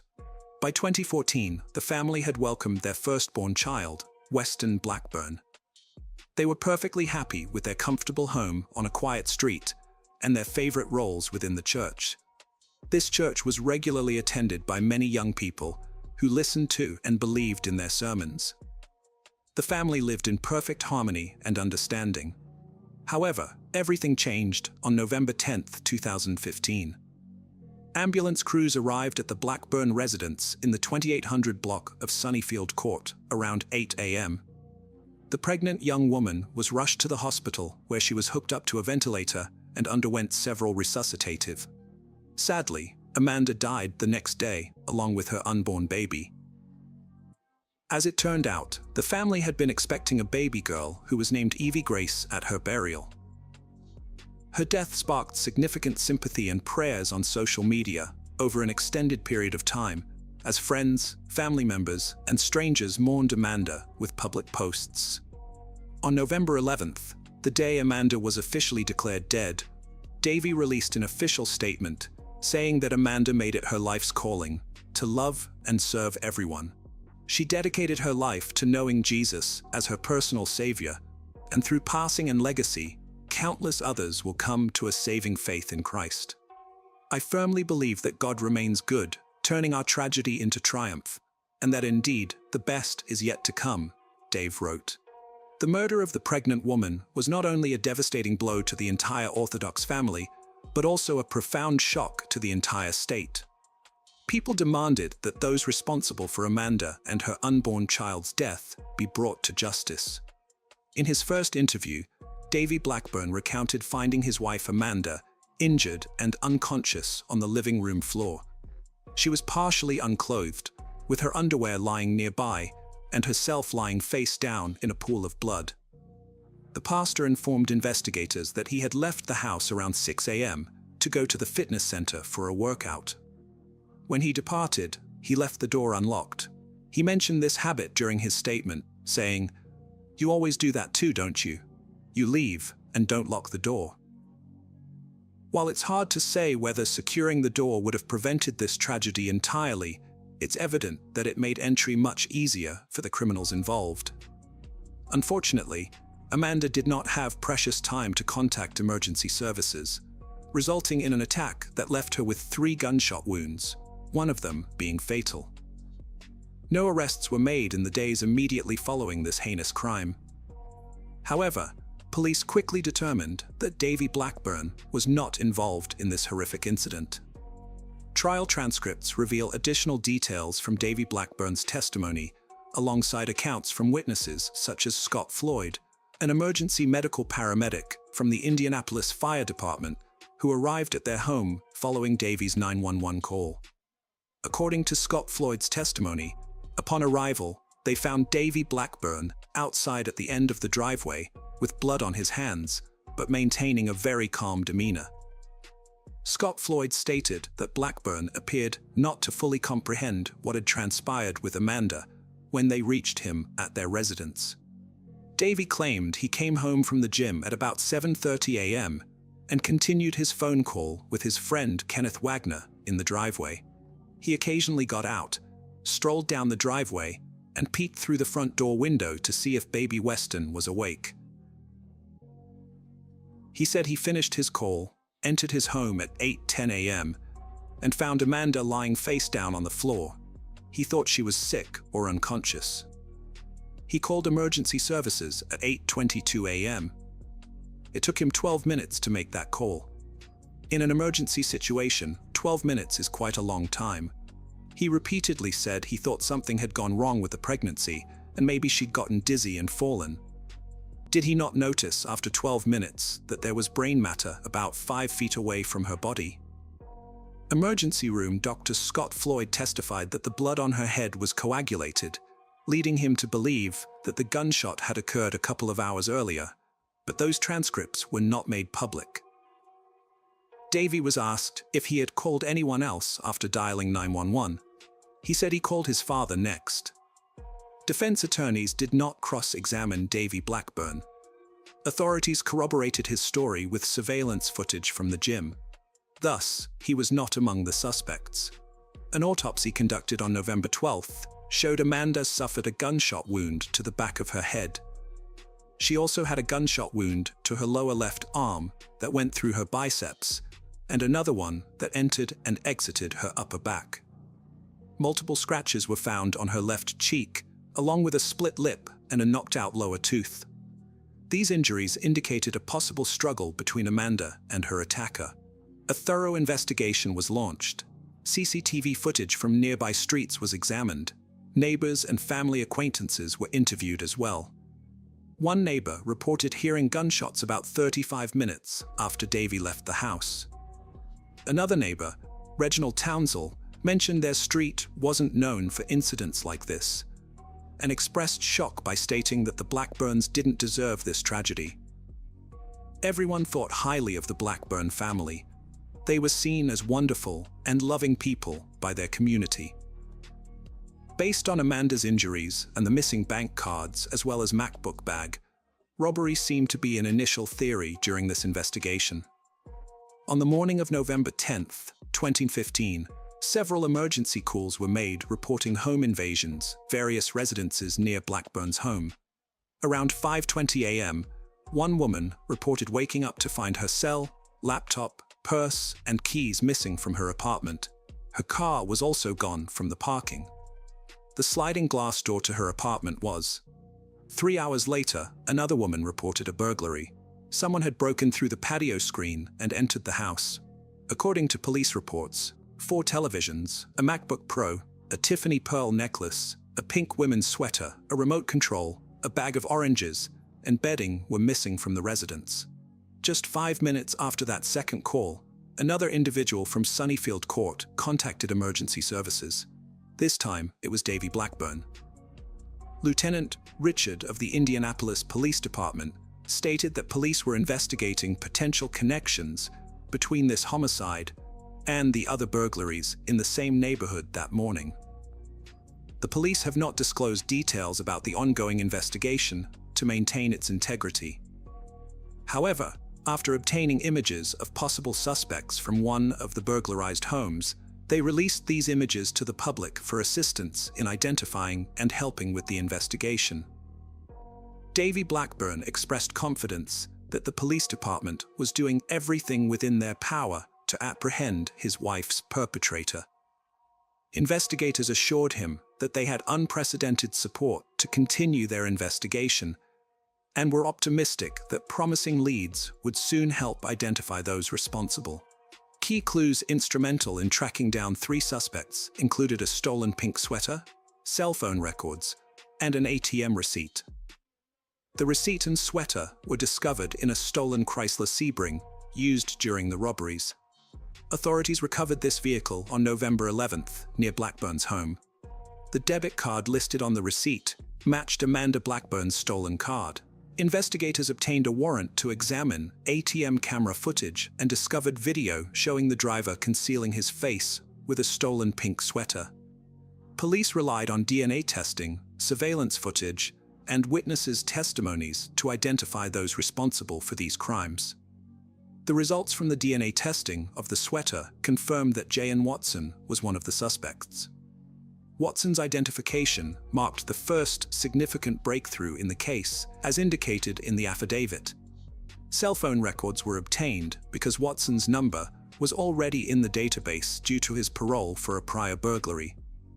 Subsequently, Diana Gordon's cell phone records were also retrieved. These records demonstrated that both Watson's and Gordon's cell phones were present in the vicinity when the crime occurred. The phone records further disclosed that Gordon and Watson were near the Chase Bank, where Amanda's debit card was used on the day of the murder. Larry Taylor emerged as a critical piece of information when police examined surveillance footage from the area. This footage enabled them to identify Taylor's phone number and trace his address. In the subsequent days, reports surfaced indicating that a firearm had been located near the Blackburn residence. According to police, an individual delivered this gun to the Broad Ripple Fire Department, claiming they had found it outside the couple's home. Crime lab technicians analyzed the weapon over 2 weeks of investigation and detective work. Police eventually charged 18-year-old Larry Taylor and 21-year-old J.N. Watson with Amanda Blackburn's murder. Another individual, 24-year-old Diana Gordon, who was suspected of burglary, was arrested for a parole violation and not charged with a felony. He did not enter Blackburn's home during the incident. The crime lab confirmed that a gun found near Amanda Blackburn's home was indeed used in committing the crime. All 3 suspects were taken into custody. During questioning, Larry Taylor admitted to shooting Amanda twice, explaining he acted out of fear she might scratch him after she jumped on him. After she fell over, he leaned down and shot her in the back of her head, subsequently watching her bleed to death. The criminal trio intended to rob the Blackburn house for money. They chose their target upon noticing that Amanda's husband had left their front door unlocked when he went to the gym. Inside, they confronted Amanda to prevent her from interfering. During this confrontation, Taylor struck her with a gun. Watson and Gordon saw the woman and decided it was time to leave. They already had the stolen bank cards, so they went searching for an ATM. After failing to withdraw $500 from one, they successfully obtained $1,400 from another. This is when CCTV captured them. They then headed back to the Blackburn house to pick up Taylor. In their absence, a struggle took place inside. Amanda, regaining consciousness after being struck, lunged at the intruder. He tackled her in response. Following this, Taylor placed the stolen debit cards in the accomplice's car, who was at an ATM during the crime. Upon their return, he confessed to shooting Amanda, according to court records. The Blackburn home was their 3rd target on November 10th. Earlier, in their first break-in, they stole a laptop, wallet, and car while the resident slept. Inside that home, they noticed a recording camera, but moved on regardless. Next, they broke into another house through a patio window and stole 4 televisions, a laptop, jewelry, a bag of oranges, and a pink sweater that later helped police identify them. Court documents detailed this evidence collected against the suspects. The crucial piece was Watson's DNA, found on the pink sweater used to cover his face from surveillance as he tried withdrawing cash with Amanda Blackburn's bank card. Watson and Gordon cooperated with authorities in return for reduced sentences. Larry Taylor waived his right to remain silent and admitted being near the burglary scene, but claimed confusion about his activities. Formal charges were brought by the county prosecutor. Larry Taylor faces 13 charges, including felony murder, after knowingly killing Amanda Blackburn. Jalen Watson is charged with felony along with multiple counts of burglary and theft. Diana Gordon, already in custody for parole violation, also faces burglary charges. Additionally, there was a fourth person aware of these crimes, but not actively participating in them. He was questioned and released. The Indianapolis Metropolitan Police Department's Violent Crimes Unit worked with the gang unit and federal marshals to arrest Taylor. Police Chief Rick Height praised the cooperation that led to the arrest. The detectives worked tirelessly all day, without sleep, to solve the murders in the city. With assistance from Assistant U.S. Attorney Josh Minkler and Prosecutor Terry Curry, justice was served. Because the victim was pregnant, prosecutors said they might consider filing additional charges related to the fetus. Even though the woman's underwear had been removed and her shirt pulled up, they stated there was no evidence to support rape charges. Larry Taylor's first trial took place in December 2021, but it ended abruptly when it was discovered that a juror had shared information about the case with other jurors. This disclosure interrupted the trial, leading to a mistrial being declared. The final trial took place in October 2022. Jury selection was more thorough this time. Over 100 individuals were considered as potential jurors, each having to fill out a 16-page questionnaire for attorneys to evaluate if a fair verdict could be reached. Larry Joe Taylor received an 86-year sentence at the Indiana State Correctional Institution for Amanda Blackburn's murder and for additional charges related to a home burglary. Diana Gordon and Jalen Watson agreed to plea deals and testified against Larry Taylor during the trial. Both received sentences ranging from 20 to 35 years in prison. Jalen Watson and Larry Taylor are currently incarcerated in the Marion County Jail. A murder conviction in Indiana can result in a prison sentence of 45 to 60 years, with some cases punishable by life imprisonment or even the death penalty. Prosecutors filed a motion to enhance Larry Taylor's sentence, potentially adding up to an additional 20 years since Amanda Blackburn was pregnant at the time of her death. Davy Blackburn, Amanda's husband and a church pastor, expressed relief that those responsible for his wife's death have been apprehended and will no longer pose a threat to anyone else. Amanda Blackburn's death has touched the hearts of many people, including the chief executive. Her funeral at a Christian church was attended by more than 2,000 individuals. Among those in attendance was Governor Mike Pence. The resident church has set up a donation page to assist with Amanda Blackburn's funeral and medical expenses. Davy Blackburn expressed hope for a judicial system that will wisely handle those responsible for his family's immense pain. Remarkably, he has consistently reported that he has chosen to forgive Amanda's killers. "I was very relieved to learn of the arrest," he told reporters. "Although everything inside me wants to hate, be angry, and despair, I choose the path of forgiveness, grace, and hope."